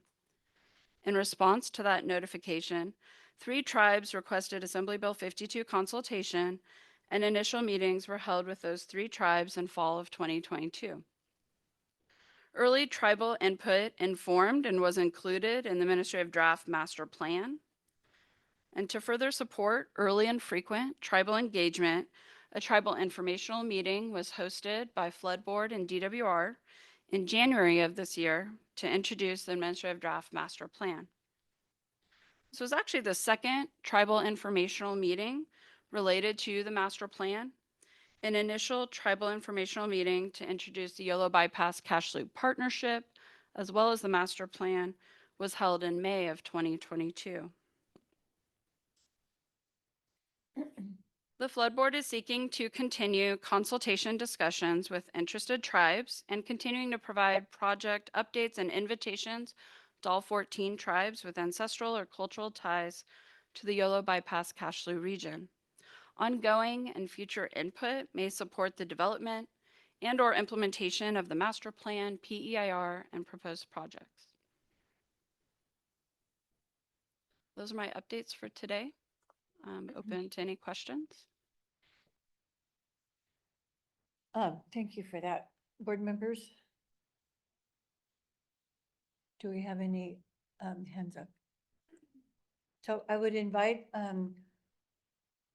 our tribal leaders who are online, if they wish to make comments on this. It was CEQA and also the tribal engagement process and what's been done to date. Not ended, it is continuous. Yes, continuous. I don't see any hands up. Your screen's going dark, so it's hard for me to see. Okay, thanks for that. Anyone in the audience? Yes, ma'am. You might want to sit in the front row. Good morning No again, Chair problem. Dolman. Petrea Marchand. I'm the president of Consero Solutions, a consulting firm that represents local organizations. My comments previously were on behalf of Yolo County. I also work with Solano County, and Solano County wanted me to echo their support for Yolo County's comments. First, for a second admin draft that includes both the appendices and the chapters, and for changing language to manage the Yolo bypass for multiple benefits versus multi-benefit projects. Thank you. All right, that's recorded on the record. We hear you on that, Solano County. Anyone else in the room? The eyes working. Anyone online who wishes to? Okay. So we'll move on to the next section, after which there will be a break. Yes, I'd like to introduce her. And you introduce this Yes, one, Melanie please. Saucier of Sacramento Area Flood Control Agency. Thank you. Thank you, Megan. Good morning, Good President morning. Dolan, Vice President of the Lines, and members of the board. Thank you for having us here today to present. My name is Melanie Saucier. I'm a principal planner with the Sacramento Agency Flood Control Agency, or SAFCA. And we also have Megan Murray here, who's going to present from HDR, a few of the slides as well. So I'm going to switch to the next slide. So we're going to talk a little bit today about the Upper Yolo Bypass planning process. And I'd like to start with a little bit of context and alignment, and hopefully this gets a little bit to Board Member Johnson's questions earlier as well about how this all kind of fits together. There are numerous planning processes and activities underway in the region, both local, regional, state, and federal efforts. We use this graphic to kind of help show where we fit into this process and how it aligns at both the local and regional level. But we're also taking into account a ton of really good existing information and data from the Central Valley Flood Protection Plan and the Master Plan admin draft to help build our knowledge base and use that existing data to focus specifically just on the upper Yolo bypass region. And so I'll talk a little bit more about that process in our planning area next. So this effort's really looking at taking that content that's already been developed and existing data, looking specifically at local priorities and preferences in the Upper Yolo Bypass region and how we can start to build alignment and recommendations for the future comprehensive study that's now initiated that you'll hear about a little bit more from Tina Teed in the next presentation. So our process started in May of 2023 with a grant from DWR to partner with SAFCA and our consultant team. We're focused specifically in this green region area with the planning process outlined on the map above, but we are coordinating with our RDs and our lower Yolo bypass region and our entities to the east and west and also the north. So we've been doing a lot of coordination with our neighbors of the upper Yolo bypass region. And really what we're looking at here is how to improve flood risk management, agriculture, habitat, water supply, and quality, focused specifically in that area from Fremont Weir to I-80. There's going to be two outcomes to this planning process. One is a local preferences memo that's going to document the feedback we've heard from local landowners, agencies, counties, and other interested parties. And then the second is that information is going to be critical to help ensure that local needs and priorities are fed into the non-federal sponsor recommendations for the comprehensive study. So that is the second outcome of this effort, is an associated non-federal sponsor plan. And that will help guide our recommendations for the federal effort. So a little bit of background. This region is about 6,900 acres, primarily in agriculture. There are around 20 landowners and tenants with varying land holdings and property in this basin, and there's about 20 homes and several farm structures. There's numerous conservation easements, 2 mitigation banks, one for Valley Elderberry Longhorn Beetle and one for 404 wetlands mitigation. And the Tule Canal runs through this planning region as well, which is about 11 miles from the Fremont Weir down to the I-80. So a lot of considerations and factors go into the area that we're focused on. So we also developed a steering committee as part of this planning process. And this group has been essential to really helping us make sure we are reaching out to the right local interested parties, that we're collecting the right feedback, and they're guiding our effort along the way. They're also critical in reviewing our draft documents, our talking points, our messaging, the venues that we're reaching out to folks, how we're reaching out, and our messaging.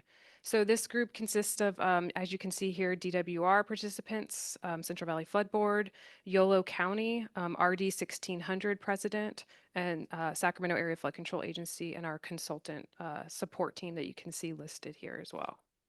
And we meet monthly with that group, and like I said, very helpful in our process, giving us feedback along the way. So you can see here a picture of a presentation we gave in October of 2023 as a workshop, and we have a large group of diverse interested parties that we've been reaching out to and have expressed interest, and have also been using our steering committee to help us make sure we're hitting the right interested parties along the way. So different groups here: county, RDs, landowners, local agencies, NGOs, conservancies, and flood control and water districts. So to date, we are still in the middle process of this, so we will be updating this as we go, but just a snapshot of the outreach and engagement that we've had to date. We've had 7 steering committee meetings. We've met with 20 interested parties. I think as of yesterday, maybe now it's 21. We're doing our presentation to the board workshop today. We also hope to come back in the future and do additional presentations. We've had 2 workshops, one hosted by Yolo County and another by RD 1600 for landowners and tenants.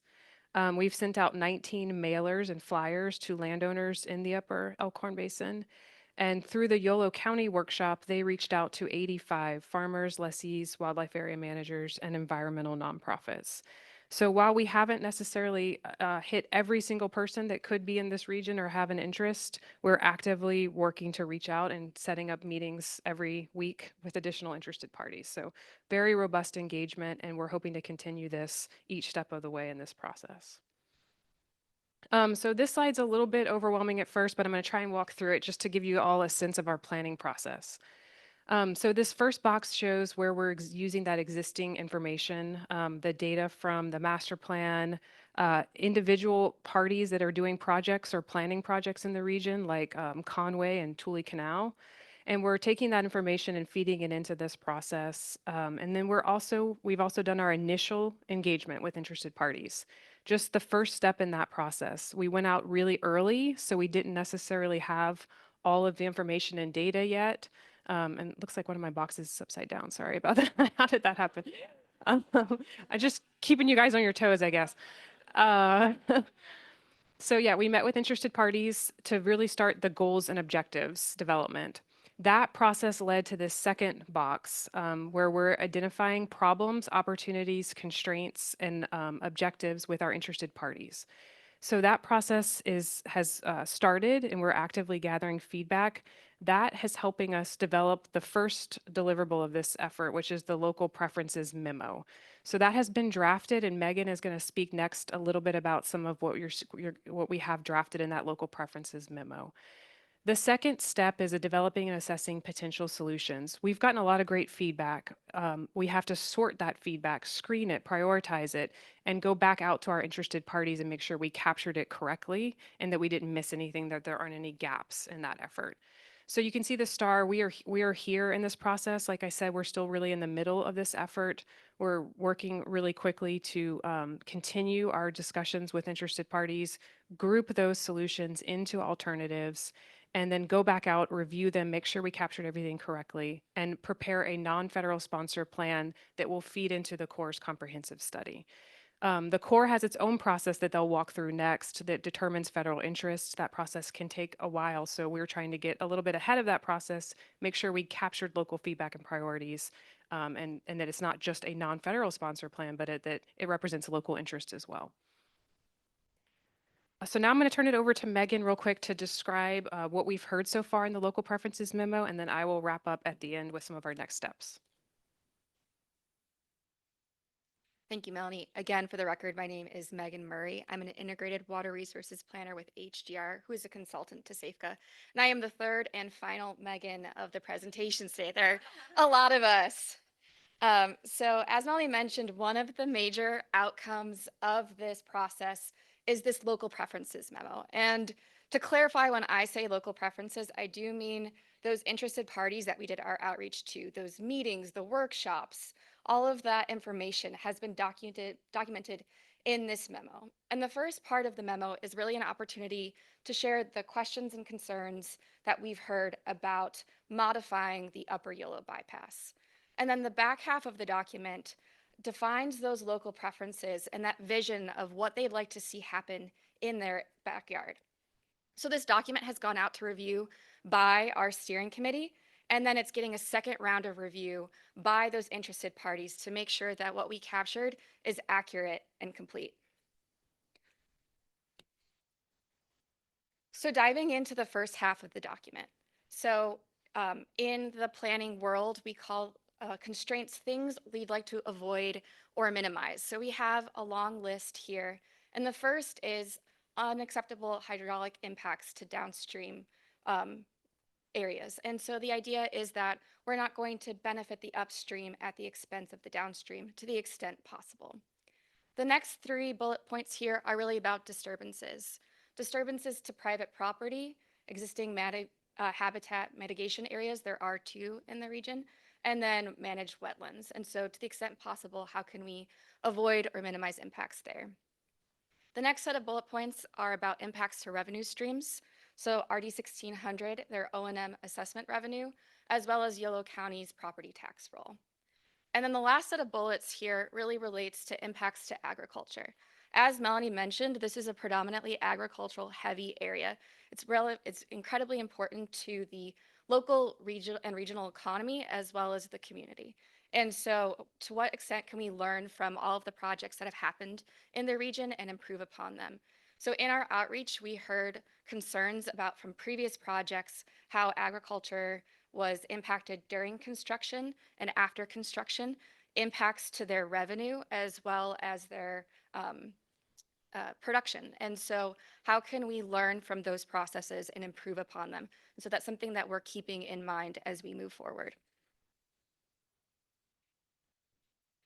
The back half of the memo really is about the vision of what the local preferences would like if this project were to happen. So we heard 3 mitigation measures, and these are activities or processes needed to ease project impacts.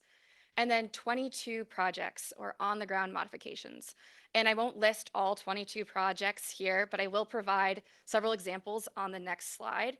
But these projects cover all 6 of our planning objectives, which are the same as the pillars, again, habitat, flood, agriculture, water supply, water quality, and recreation.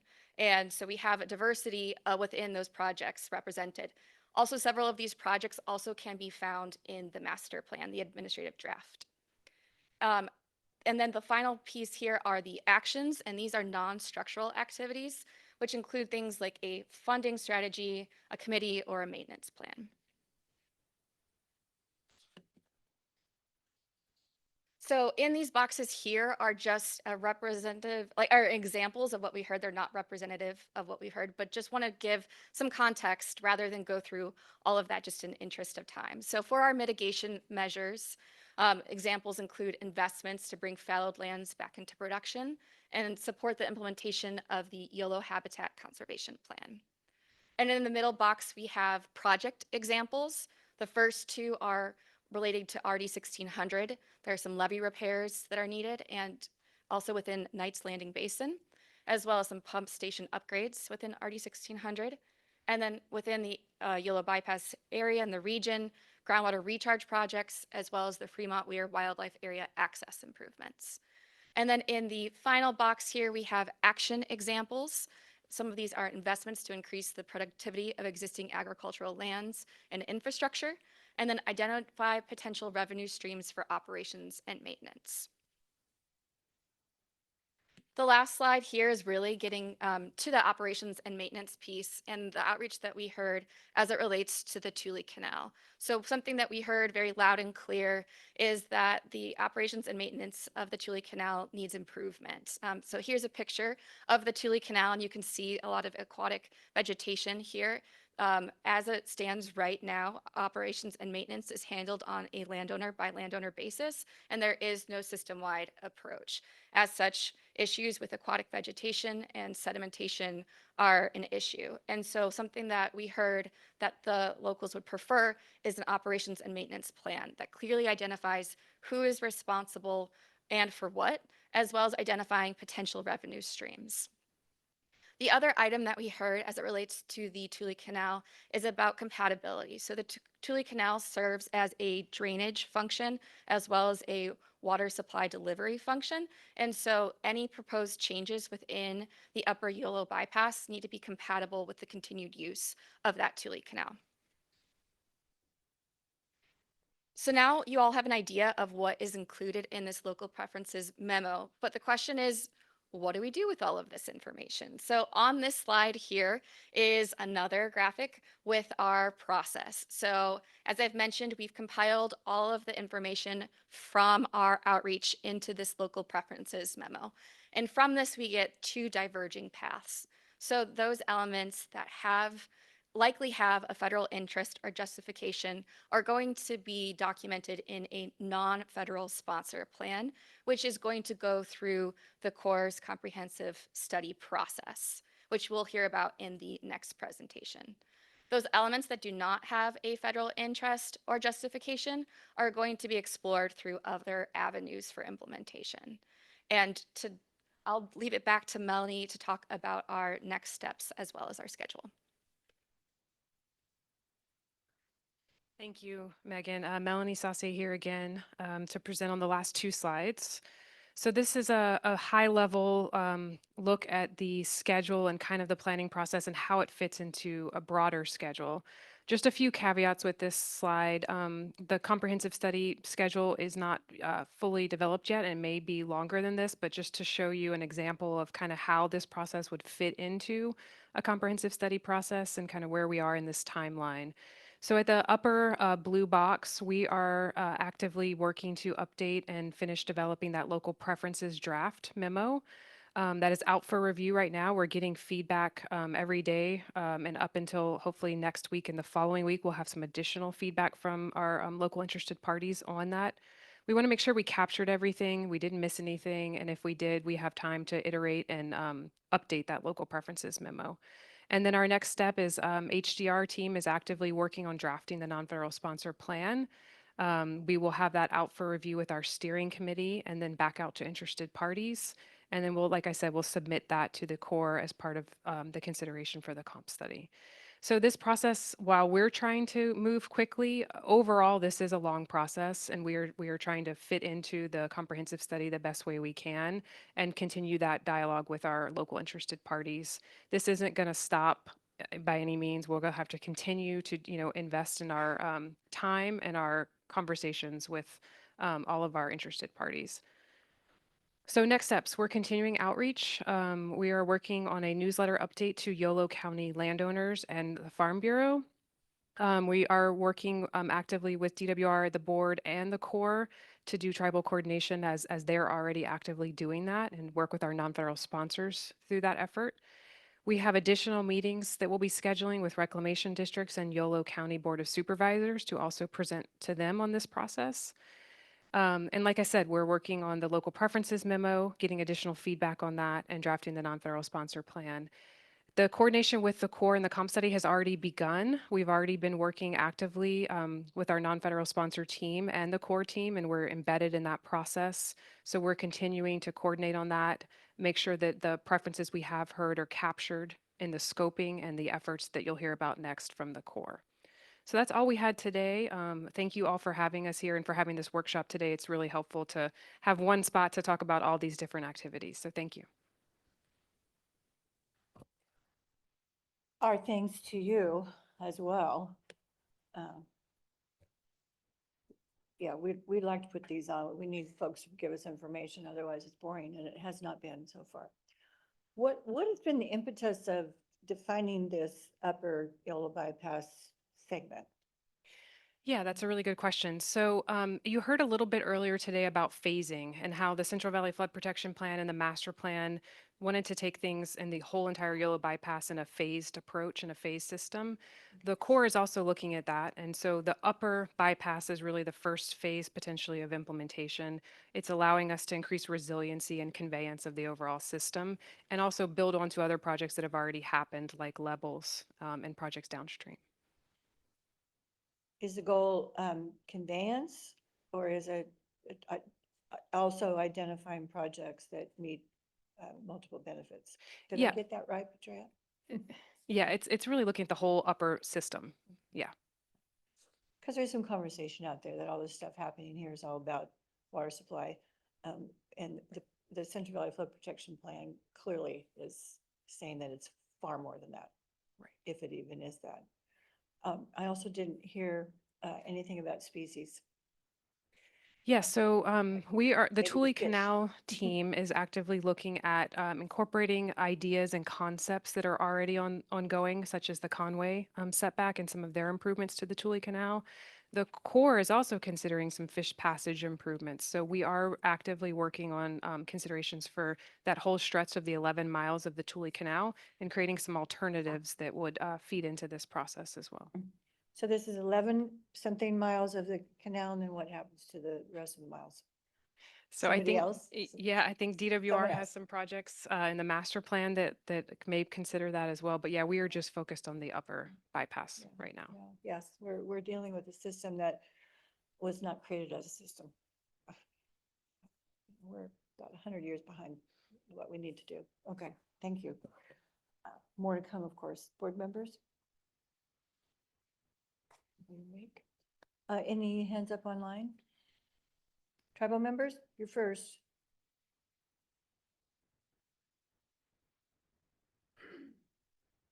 Okay. Get there in a minute. In the room?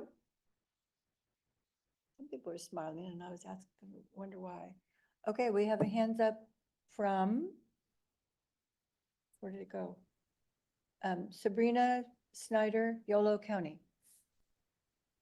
Yes, thank you. I appreciate it. I hope everyone can hear me okay. We can. Thank you. Good afternoon. Afternoon. I'm Sabrina Snyder with Yolo County, and I just want to make a quick comment and thank Safeca and the state for inviting us very early in this process to be a part of the steering committee, along with RD 1600. One of the, I guess, two-sided things with that is it's very early in the process, and a lot of these discussions have been at the 30,000 foot level. And I just want to provide the context that this local preferences memo heard from the local RDs, some NGOs, even Fish and Wildlife in Yolo County, was in reaction to the two very high-level concepts of the alternative types of either setting back the levee in the middle of the upper Elkhorn or turning upper Elkhorn into a secondary bypass. So we're really looking forward to learning more about this planning process and what that will look like in recommendations to the Corps, and also hearing from Safeca at our upcoming county board meeting in May. So thank you. Okay. Thank you. Your screen. Where's the hands up screen? No. Okay, no hands. No one rising. No board members. Thank you very much. Thank you. And I got it right this time. I was at another meeting earlier this month, and I called Safeca SACOG. I do know the difference. I think that was my county supervisor coming forward as council of governments. I knew where I was. So here's my plan. We break for 10 minutes now. There's very minimal goodies over there. And then we come back and hear from the Army Corps of Engineers about the comprehensive study. And that we don't take a long lunch break, okay? And I have someone here who's gonna make sure it's 10 minutes and not the Dolan 10 minutes, okay? So this will be a 10-minute break.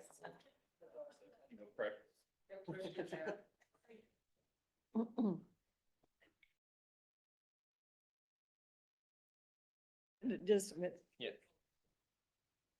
All right, the board is back in session for this workshop. I know I'm interrupting conversations that you all want to have, including me. I didn't make it that halfway through the room. And the 10 minutes is up. She said knowing differently. But thank you all. Next up is a presentation, YOLO Bypass Comprehensive Study. So Ms. Tina Teed, good afternoon. I'm glad you're here and you've got your fan club here as well. There we go. Good afternoon, President Dolan, board members. My name is Tina Teed, and I am with the Corps of Engineers Sacramento District.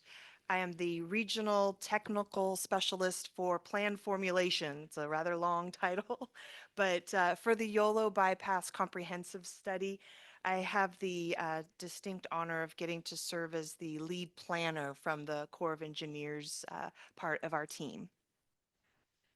Happy to have the lead planner here. Okay, there we go. And so what I'd like to present today is a status report for you all as to the progress that we've made, help to see if I can answer some of those questions that Board Member Johnson had brought forward and Board Member Bosler. I'm trying to keep all that in mind, and if I don't get to it, please be sure to stop and I'd be happy to address it. And so what I'd like to do is go through first with the study authority and our study specific guidance. And those are important guiding pieces of information for us in the work that we are embarking on. And so this is a comprehensive study. This is something that is a little more unique in the spectrum of opportunities for the Corps of Engineers. So I'd really like to take some time going over the approach of how we're going through that. And so this is about near term, and this is about long term. Existing conditions. I know that you are all very, very aware, and so I'll be brief, but the point there for those who aren't familiar with the existing conditions there is it lays the foundation for why is the YOLO bypass so important. And then once we understand that, we need to understand what would the future in the YOLO bypass look like if we implemented no projects. And that helps us to understand why are we proposing projects. And I tried to blend our phrases there with outreach and coordination, but to us in spirit, it has the same intent. For the starting point of any Corps of Engineers planning study, we always, after we understand what the future without a project is, that leads us to understanding what the problems and thus the opportunities to solve them are. And then once we have that, we understand then and devise what are our objectives for the comprehensive study. And I will walk you then through the plan formulation strategy. The Corps of Engineers has a very specific 6-step planning process. However, this is interesting because we have both a comprehensive and a feasibility level with a comprehensive study. And then we'll talk about the next steps in our timeline as we close out. All right. And so a lot of words on the screen there, but what I want to point you to here is starting with the Section 209 of the Water Resources Development Act of 2020 there, is that what the Corps of Engineers is instructed to do is to identify actions that could be undertaken by the Secretary for the comprehensive management. And we've heard that as a key important outcome of this study for the region, the comprehensive management of the Yola bypass system for the purposes of flood risk management, ecosystem restoration, water supply, recreation. Now, the word hydropower is in there, but that is a whoopsie. There, we are not proposing to put turbines in Tule Canal, but we will look at the other areas. And so we are going to be putting forth a recommendation for construction. We are that we may put forward recommendations for construction of new features, that we can look at modification of existing features. We can look at additional monitoring and or adaptive management measures. And in terms of the geographic area of the Yola bypass, we also intend to be proposing some additional studies. This is part of that sequencing look. The requirement of comprehensive, this is something that is new in the landscape for the Corps of Engineers. And so that is an impetus for us receiving study-specific guidance from the Corps headquarters team. And this is to help us to understand what product the headquarters is expecting from us. And so this is where it lays out that the comprehensive study is going to combine a comprehensive level approach and a feasibility level approach for the system. And so therefore our product will incorporate a feasibility report. Okay, so wanted to break that down and talk about, so the comprehensive level approach, right? A comprehensive study to me is this overarching method, and that comprehensive level approach, the product there is what we are referring to as a comprehensive management plan. And that is that system-wide. With Melanie's previous presentation, was her portion of the system was focusing on that upper portion. So this comprehensive management plan portion of the study is going to look at the whole system and look at programmatic strategies that we might undertake. It's going to be developed at a comprehensive level of detail. So a more coarse level of detail with the intent of refinement over time. It's going to use the data and information that we have from the state, all those many plans and studies that you have been presented today. That comprehensive level is going to utilize that work. And so I'm hoping that's helping to thread the needle of relationship there. And then we're also going to be looking at a feasibility level of approach, where, as I said, per the authority that we have, we're going to be allowed to look at proposing construction of new features, as well as structural or operational modification of existing features that will include comprehensive benefits. And so in a few slides ahead, I'll dive in deeper to what we mean with comprehensive benefits.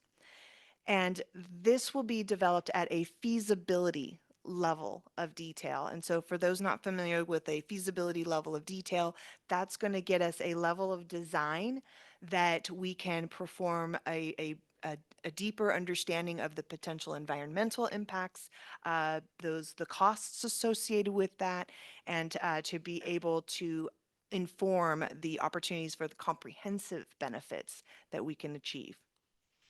And a key piece here with that long-term look and that sequencing look is the recommendation for future feasibility studies. And so we're going to utilize the plan formulation that we're going through for the current comprehensive management plan and the feasibility study. All of that learning is going to be utilized and carried forward for future studies and future recommendations. Those, however, will be described at the high level of detail. And then when it's time to move into the next phase of study, we would start to go into a greater level of detail. Yolo bypass system. And so, as we've said, it is a key feature of the Sacramento River Flood Control Project, 40-mile long flood management facility. And this was authorized in 1917. And so this is over 100 years old of continuous use. It has performed very well, and it has had this multi-purpose function for that time, which includes management for flood risk, habitat, agricultural production. Recreators absolutely utilize the space, water supply, but it is an aging system and it's ready for modification to address the modern needs and the future needs. As others have mentioned, this is an unparalleled opportunity for collaborative planning to get after those multi-benefit projects, and we'll work on our nomenclature there in terms of opportunities to get after multiple and the precise language is leaving me, but I want to make sure that we get that in there because that is the intent of that multiple benefit project is the relationship. All right.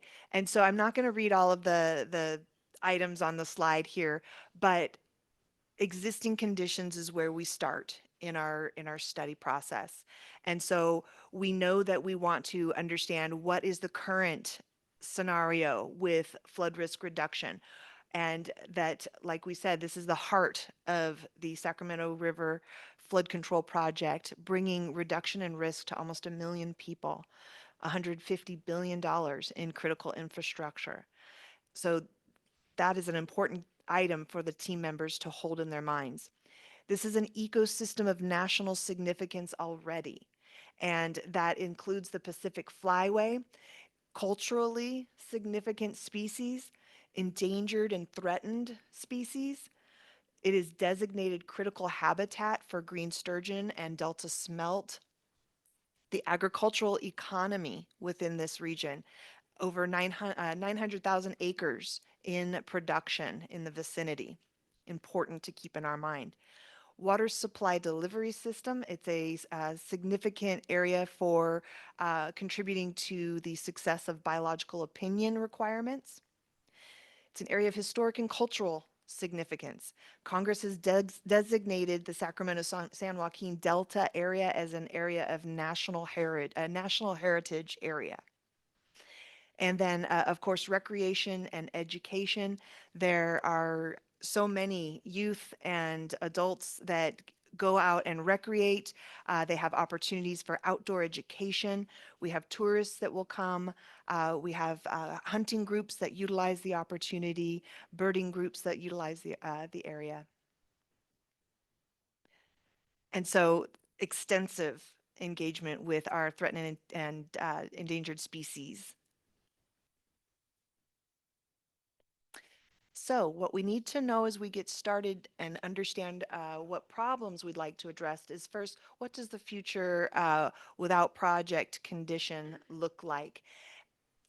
Not only do we talk about what would the conditions look like in terms of drought and changes in climate change and things of that nature, but we also have to understand what are the projects that are out in the landscape that will be in place as we are looking to develop additional actions or measures.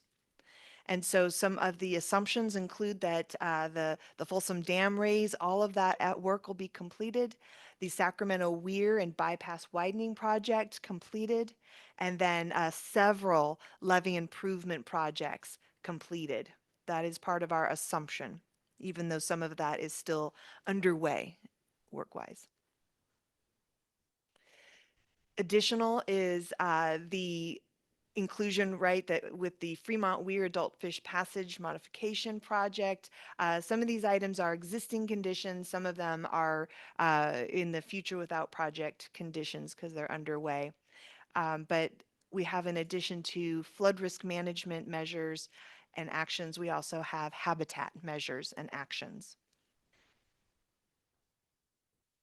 Outreach, communication, coordination, so important. We have hosted a virtual intertribal workshop and introduced to those tribes that were able to participate with us and solicit input on the problems, the opportunities, and we're grateful for ideas for measures that we were able to utilize. The engagement with the Yolo Cash Slough Partnership, very important to us. The environmental justice community, so reaching out to disadvantaged communities, making sure that that equal opportunity to be made aware of what the study is looking to do, where it will be, and making sure that there's also awareness and opportunity for providing feedback to us. Our agency and public coordination, the continuing here, is we have a list of cooperating agencies that are joining with us in this development of the alternatives and helping us to make sure that our analysis is the most current, most accurate that we can be utilizing. And so we're grateful for that input on how we plan to analyze the success. One of the comments that was made earlier is how are you going to measure success? And so it's key that we turn to those who are the experts in those fields to help us make sure that we have the right metrics in place, that we ask the right questions of our models.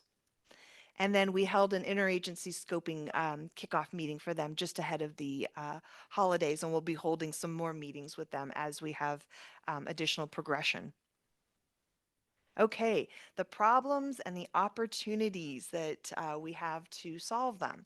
And so, of course, there is continued risk of flooding to communities, even though there's been that extensive work in the area. There's still more that we can get after. That we're aware that there is the impaired natural hydrogeomorphic processes that have impacted the habitat mosaic within the Yolo bypass. We're aware that there are restrictions to fish passage, and that impacts the ability for fish to access the full suite of habitat types within the bypass. Tribes let us know during that outreach opportunity that access to the culturally important land is a key area of importance to them when we go through the effort of developing what are the actions and measures that we're proposing. So we're going to be keeping tribal access at the forefront of our minds. And drought and water supply reliability, those are key issues that are brought up time and again for the area. Water quality, that is an area that we want to be aware of. And also that there's a lack of shaded riparian vegetation along a lot of these waterways, and that has an effect on species, that it also, we've been made to understand, has an effect for those agricultural producers as well. So being aware of those multiple ways that improving one particular facet can have an effect on several different groups. So coordinating that. Opportunities, we're going to get after the opportunity there to improve the socioeconomic conditions for the community members through those flood risk management improvements. We are going to get after the improving of the riparian and aquatic habitats. And a key to this study, especially with the long-term look and the sequencing, is integrating with the other tribes, federal, state, and local initiatives that are underway. We want to make sure that what we propose is complementary. Enhancing public awareness. an opportunity to make sure that people are aware of the flood risk issues that are still out there, but also making sure they're aware of the opportunities regarding habitat and the recreational opportunity associated with habitat. The multiple benefit features. So again, this is where the intent of that phrase is to get after that blending of making sure that we keep in the forefront of our mind that one water resource is utilized by so many different users. It has many different needs to be coordinated. And we're grateful for the information with regard to the traditional tribal ancestral plant palettes to help us in our design effort. So the comprehensive study objectives now are what are the lead as we go into developing of alternative plans for how we might go about making these improvements in the system. So and they are not listed by importance. It's just numerical. So one is not more important than six. And so objective number one is reducing that flood risk to life safety, to property, and to critical infrastructure within the Yolo bypass vicinity. To improve the ecological function of the riparian and wetland habitats in the bypass with prioritizing of native and culturally significant vegetation to the maximum extent practicable. Enhancing fish ecology by improving access to the floodplain habitat and reducing stranding. Increasing opportunities for recreators and for tribal access within the Yola bypass.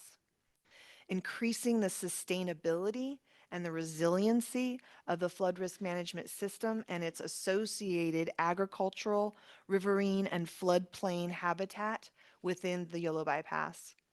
And then getting after the enhancement of the quality of recreation and education opportunities. Okay, so there's a lot that's been done. We have all of those many different plans. And now we say, all right, how are we going to get after this long-term look? How are we going to propose a near-term implementation? And so this is where we take that comprehensive study approach and we move it into the comprehensive level look and the feasibility level look. And to help everyone get oriented with how our minds are setting to task with differentiating the couple of questions that we ask as a team. Let's determine if the measures should be considered as comprehensive management measures or feasibility level measures. So how would we figure that out? We ask, is the measure, so a measure is an action that you would take, something you might construct or an operation you might perform. Is the measure a system-wide measure? If so, then comprehensive management is where that goes. Is it a programmatic approach? Then it's comprehensive. Is it site specific? Then it's feasibility level. Then if it's site specific, when? And this is getting after that look at tiering. If it's something that is near term, has sponsor support, and is something that we have the information, existing information to move forward with in the near term, then that's something we want to get after as a feasibility study now. If it's something where it's more conceptual or maybe there's a big data gap there, then that's something that we may want to develop at a higher level of detail and say that might be one of the next sequence, and we can talk about what the right sequence is for those future feasibility studies. The comprehensive management measures are going to continue to evolve. So nothing that has been done to date is a pencils down, no more change. We will continue to solicit input, the outreach, the partnership. We're going to continue to seek that input. And so we will be looking for the opportunity to engage again in the future. And then we have, as part of our communication plan, the Corps and our non-federal sponsor partners, we are working together. We're co-developing our outreach and communication plan so that we make sure we take advantage of all of the good work and the good relationships in play. But we're anticipating a quarterly update. So to the point earlier about monthly is a bit too soon, but quarterly has that Goldilocks just right feel to it there. Certainly better than 2 years. Yes, yes, And we appreciate that. You know, we're the non-federal sponsors, so we're on board. yes, fantastic. And then, so to go into a little bit more detail with regard to the comprehensive level approach, again, the product is something that we're calling the Comprehensive Management Plan. And that has study components that are that phased approach to future feasibility studies. And we're seeking that programmatic study authority to continue to move seamlessly through those phases. It can include pilot projects. So we talked about that there might be complexity or data gap. And so perhaps what we might need to do is to implement a pilot study and put a practice run in the ground and learn from it. Their operational changes and updates to system-wide hydraulic profiles, that's something that is, again, that's a very large scale and requires its own level of detailed study. Programmatic study and construction authority is something that we're going to be seeking, and with annual funding so that the Corps and non-federal sponsors can continue to seamlessly work together and implement these future phases. And then proposed requirements for how we would report our accomplishments to Congress. So if we're asking Congress to allow us to have this ongoing opportunity to continue with our study, then we want to propose how we're going to keep them informed of how we are making advancements with that trust in and continuing to move forward. Looking for the opportunities for programmatic environmental compliance. That is something that will help us in our planning, that will help us in our implementation, and we anticipate it would also help our resource agency partners with their workload and opportunity to be able to engage with us.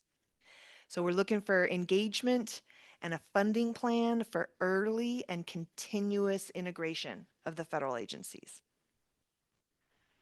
The feasibility level approach is something that most of us are a little more familiar with.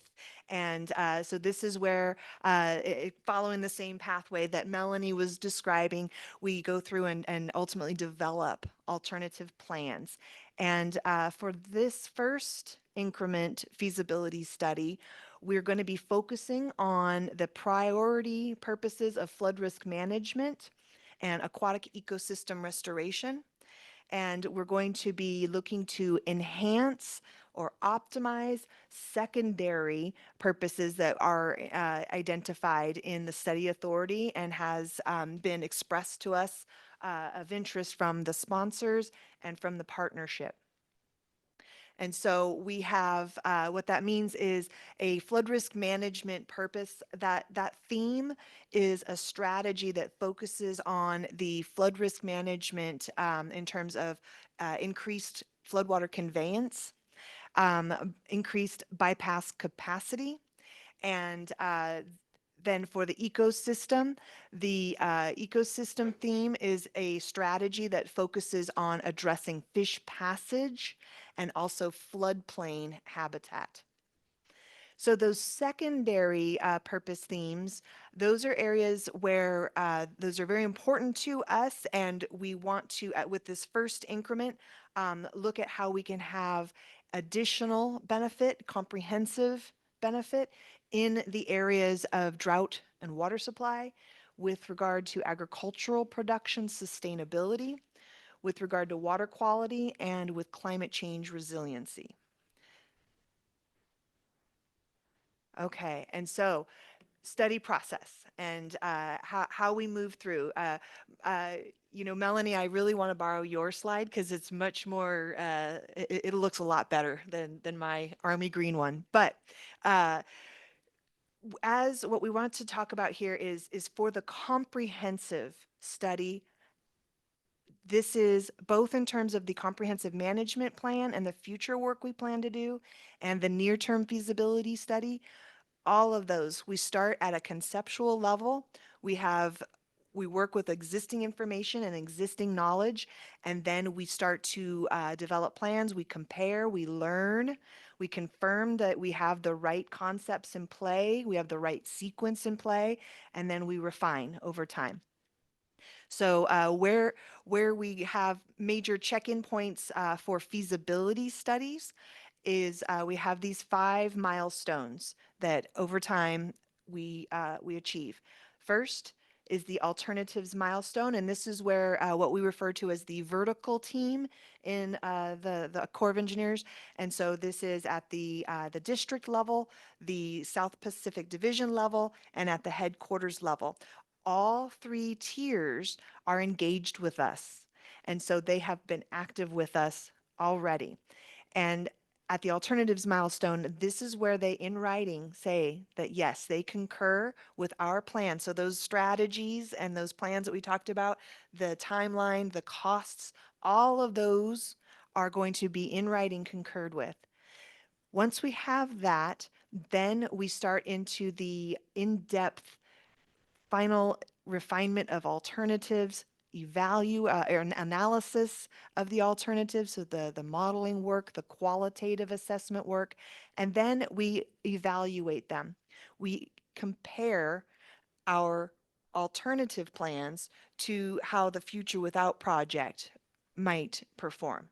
So to be clear, we don't compare it to how the existing conditions perform, we compare it to how the future, if we do nothing, would compare. And that helps us to see if we achieved the lift, the benefit we were looking to achieve. And if so, which one did the best, and comparing them. With that information, the team will provide a tentatively selected plan, and we will put that forward to the vertical team, and we will get feedback on that tentatively selected plan.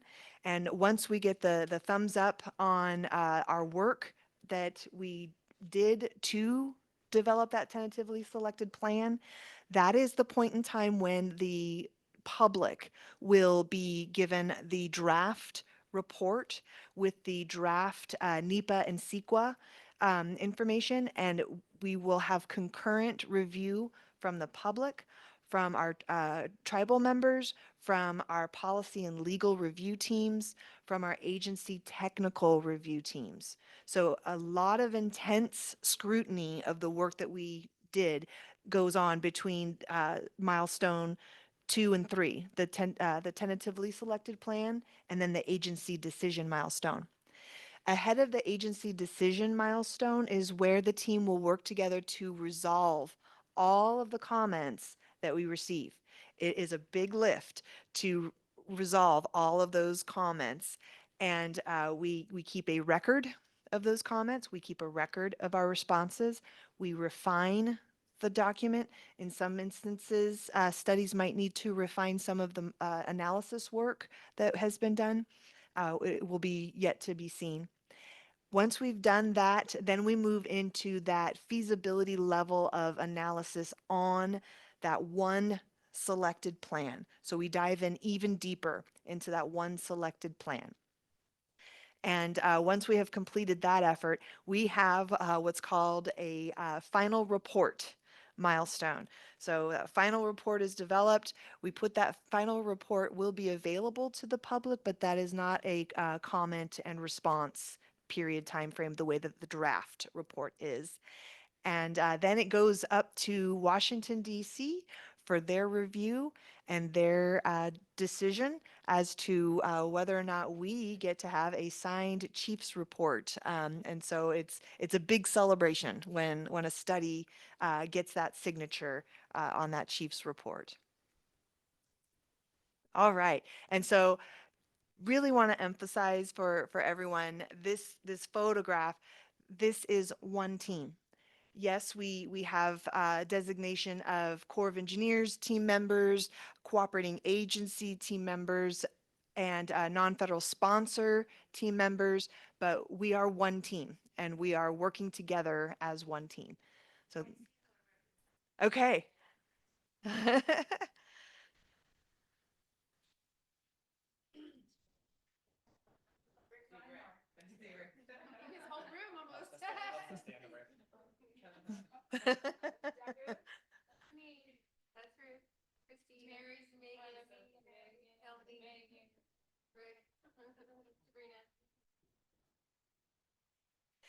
So I'd love to entertain any questions that you have, and I sure hope I helped to thread that needle for you.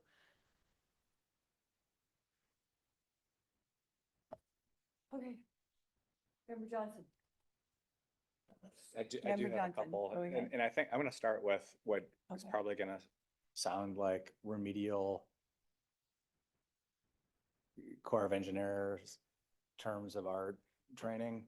Can you go back to the, I think it's the fifth slide where you lay out, where it lays out the authorities? Yes. That's a very dense slide. It is.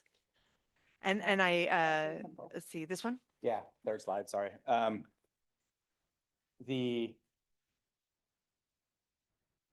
the specific guidance says, since it combines both a comprehensive level approach and a feasibility level approach, the study will result in a feasibility report. Does that mean that it doesn't also report, it also results in a comprehensive Correct. study and a report, and that's the one that was called The comprehensive management plan. management plan, okay. Yes.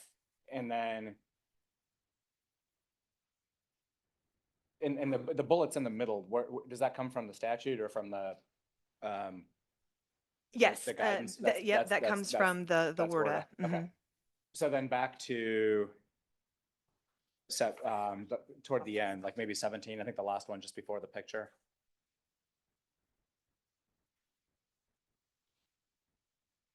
Try not to make you dizzy as we go Yeah, maybe a little. whipping through this That one? one. Okay. So the recommended plan under 3, is that the comprehensive management plan? So thank you for asking to clarify. So the procedural wise, this follows the feasibility study process, which is what is routine and well understood. A comprehensive study is a little more novel. And so what we are going to be doing is step by step, we are going to be developing both in tandem. And so these milestones, we will be reporting out on the status of where we are with the comprehensive management plan in tandem with that milestone for the feasibility study. The comprehensive management plan is not required to have these milestones and these sign-offs, but in order to make sure that everyone that is walking through this process with us stays aware and understands this is a comprehensive study. It is together. That is our strategy, is to move those out together. When we get to the tentatively selected plan milestone, that at that point in time, we will have done the work with regard to understanding the alternative plans that we are comparing.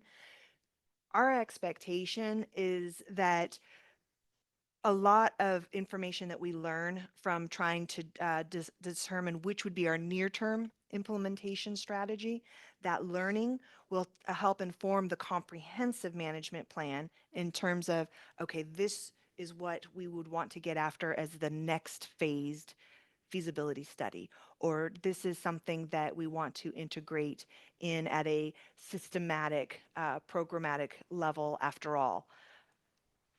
And so that informing and where the status is of the comprehensive management plan, we also intend to share and have get review and input on as well. So like at around the time of 3, is it like the comprehensive management plan that includes sections that will be further elaborated on for feasibility level analysis? So They're separate, like documents and yeah, we efforts. I haven't mean, quite figured yeah. out how physically we're going to, whether the comprehensive management plan is an appendix to the feasibility study, or if it's going to be a volume 1, volume 2. How exact, I think, Kim, did you have a? I would say that we're going to do one report and that we're going to have some components split out. There we And go. everything will be done consistently throughout. As a chapter, then, Yes, yeah. as one report. Okay.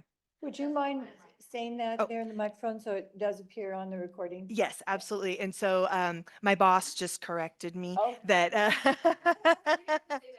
no, it's Kim's fantastic to get to work for. She's Yes. very helpful. And so what the plan is that under one cover, one report, we will integrate in the and clearly designate which portions are the comprehensive management plan portions. But yes, we anticipate that they will develop, evolve in level of development as we move through these milestones. Right, okay.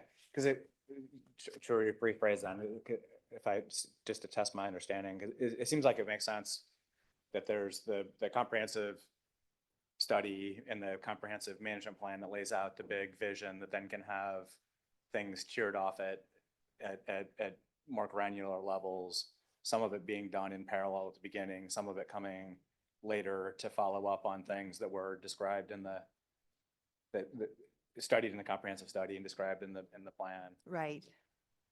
And then it also described, and I won't make you go back to the earlier slides, but the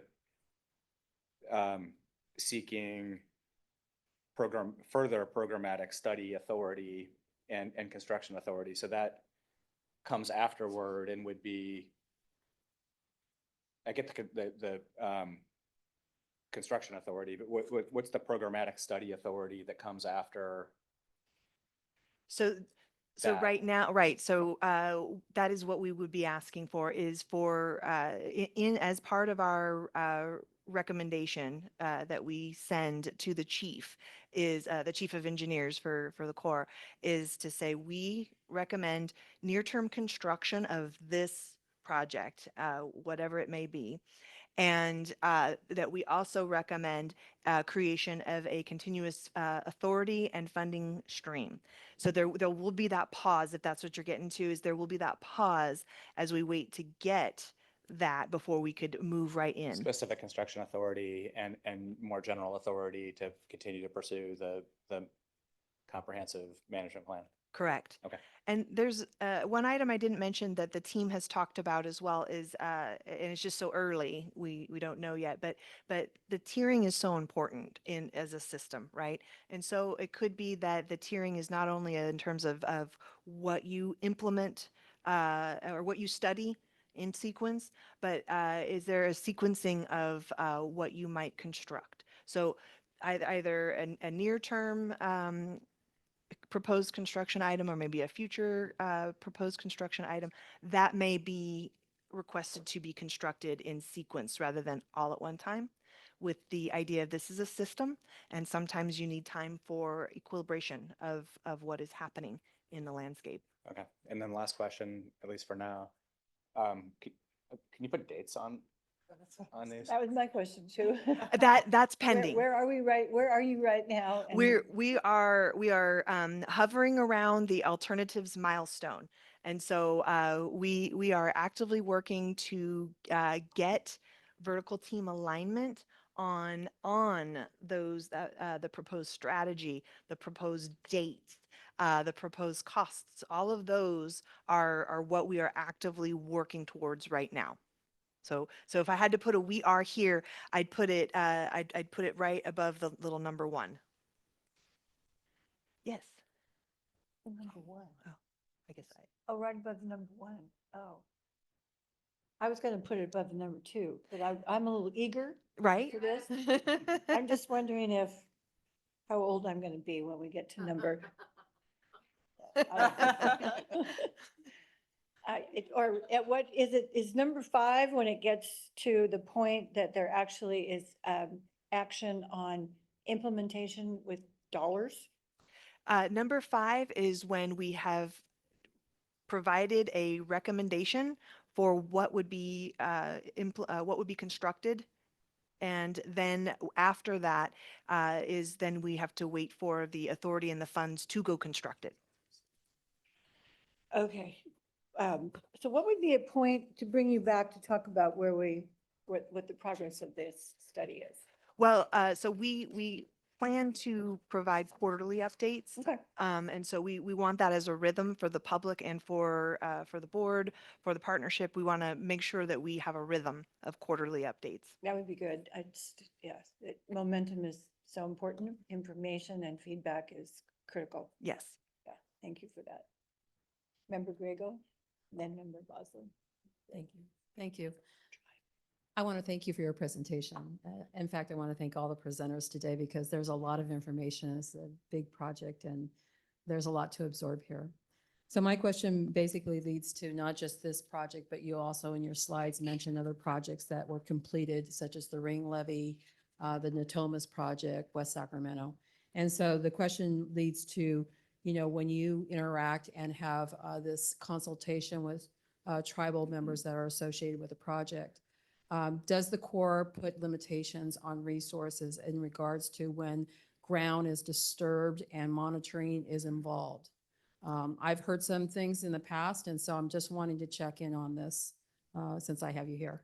Absolutely, yes. And so, you know, Megan can help me out here in terms of that is her area of expertise, but if you'll allow, we are required to go through the National Historic Preservation Act steps. And so our tribal coordination and to be able to provide, here's our area of potential effect and reach out and have that opportunity again and again for that feedback and that learning to say, this is a sensitive area. And what is very common during construction time is that if there is reason to be concerned about what might be disturbed in the area, it's common practice to include someone who is specifically trained to be out and be a monitor and to watch while the work is being done and to be able to say, we need to halt because I have seen something that needs my attention and I need to coordinate on what I found. Yeah. And so let me dig a little bit deeper on that. So when you have, you know, when there's disturbance on the ground and you've entered into these agreements with the local tribe that should be there, Mhm. and do you put any limitations on how much monitoring should exist? I've never heard of a limitation. I've never heard of a limitation. My experience, so I've been with the Corps for over 20 years now, and so my experience is that that level is informed by those who are the experts. And you know, anything around the project is Indian ground because of the nature of where it's at, you know? Yes, and so so we need those individuals who have the expertise to have the ability to recognize what others who are not familiar might think is something that is not necessary to stop and be of particular attention towards. So we have to rely on the people who have that skill set, but no limitations to that. Mhm. That's good to hear. Yes. That's good to know. That's something that has become as important as it needs to be, but better implemented than maybe 10, 15 years ago. Yeah. Okay. Member Bosler. Yeah, mine goes back to time horizons. I mean, it sounds like the comprehensive study is more novel in the world of U.S. Army Corps of Engineers. I'm just trying to think about how you all are thinking about the time horizon for that. Are you planning for the next 50 years, 30 years? Like, what is just like trying to kind of wrap my head around how you're thinking about A 20-year planning horizon is what is the norm because after that point in time, starts to become speculative. And so that might be a point in time where, and again, we're so early, but maybe, that might be there might be a point in time where there's a check-in that is requested as part of the plan, is to say at year such and such, this would be the time to assess the future of this comprehensive management plan. Is it due for a refresh? Is it due for, are we still on trajectory for being able to continue to implement what is left and remaining? So wait, how often would you refresh it? Sorry. We haven't determined we that haven't, yet, okay. but that would be part of what we'd want to understand as we go through this, is what's the right time frame. Challenging. So, did you go to the game last night? Okay. That was silly. Sorry. Well, she has a wristband on it. It says game 39, so good for you. but It didn't work. All right. Any other questions, board members? Our tribal members who are present? I know you're listening. You have any comments you want to share with us? I can't see. There's a hand up there, but that's not tribal. Okay. Room? Thank you for the opportunity to comment. Sabrina Steiner, yes, I see you. Thank You're up. Thank you. Yeah, I just want to refer to slide 10 on this presentation. It stated that community leaders were met with on March 6th, and I'd like to state for the record that our Yolo County leadership, meaning our elected county supervisors, have not been engaged at this point by the Corps. I know they very much wanted to be here today. Looking back on my calendar, that March 6th meeting, I believe, is just referring to a meeting between the non-federal sponsors and Reclamation District 1600. I'd also like to comment that the engagement with the Yolo Bypass Cash Loop Partnership and the presentation to the organizing committee back in February. The organizing committee, by nature, it is an update meeting. There's a lot of dense material to cover, and they're somewhat few and far between. And as a partnership member, I really appreciated the introductory presentation back in February by the Corps, but I want to emphasize that there really wasn't that opportunity for dialogue. This was very introductory and new material for us. So I'd like to request the Corps to consider the two following actions. The first, I'd like the Corps to reach out to our local elected officials. The Corps process and message is different than the Upper Yellow Bypass regional planning process, and I think they are curious to learn more, and we're still trying to understand the Upper Yellow Bypass regional planning process ourselves. The second request I'd like to invite the Corps to come to the Yellow Bypass Cash Loop projects work group. As Ruth Darling mentioned earlier, that's where the dialogue really happens between partnership representatives and project proponents. And I'd be happy to coordinate on those two requests. So thank you. Thank you. All right. That I don't know that anyone can respond to that right now, but I can tell you, I think Board of Supervisor members are very important. Yeah. No, we appreciate the input. Thank you. Might not be the only board member. I just said it. Okay. Any other hands up? I see none. Are we concluding with this, board? Audience? Okay.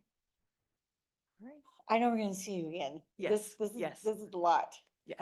And thank you for this information. Thank you for the slide so that we have homework. There are points of the recording that I'm going to ask, not yet, but I'm going to get organized, that we actually put them in writing so we have them before us so we remember.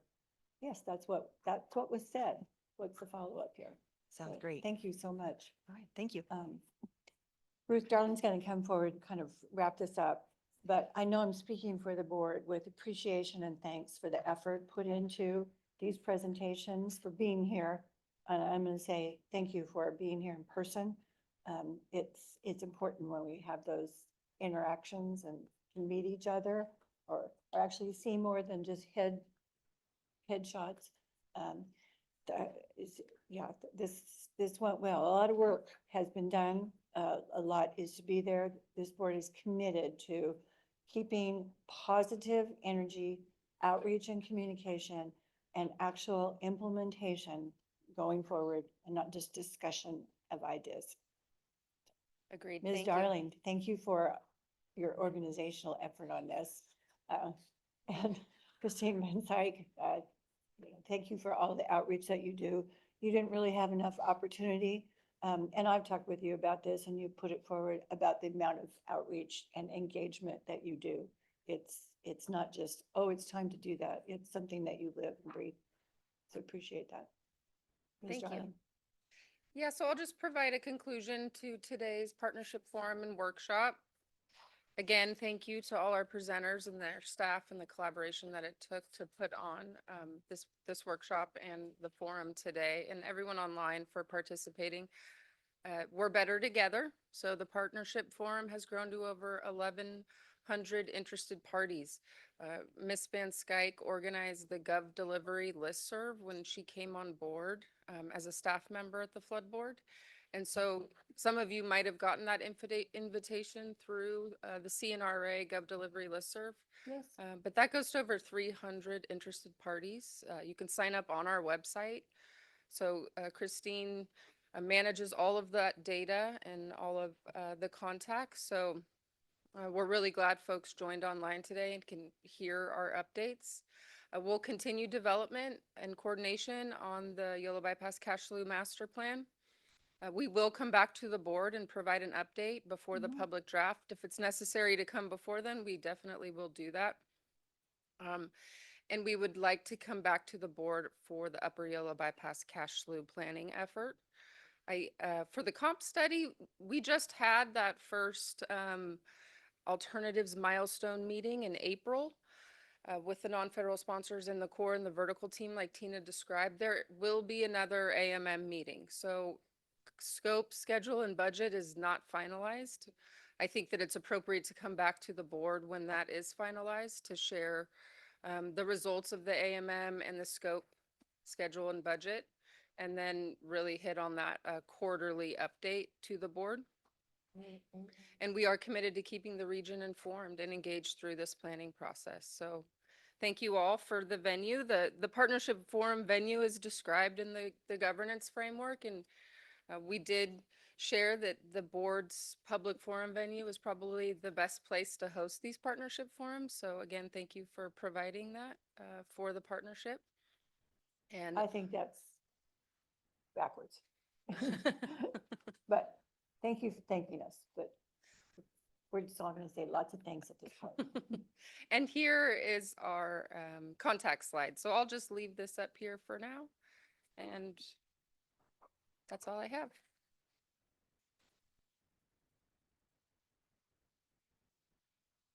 Oh, more information, please visit. That's slide Yes. 77. Yeah, our website for Upper Yolo Bypass Planning, Ms. Saucier's email, as well as the Federal Comprehensive Study has a website and an email associated for questions and inquiries. And of course, the board's YouTube channel for a recording of this workshop. What are these things called where I take my phone and I put it on QR codes. QR code? Sorry? Yeah, it's helpful. Christine developed that as well. We're very modern. Yes, I don't know what they're called, but I do it all the time.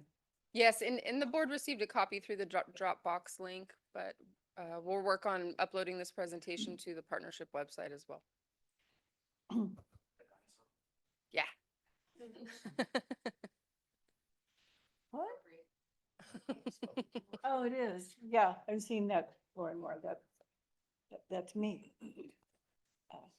Okay, anything else for the good of the order? Thank you. You as well, and to all of you. Thank you very much. Meeting adjourned. That's a lot of information. Yeah, that's a lot. Yeah, it's a lot.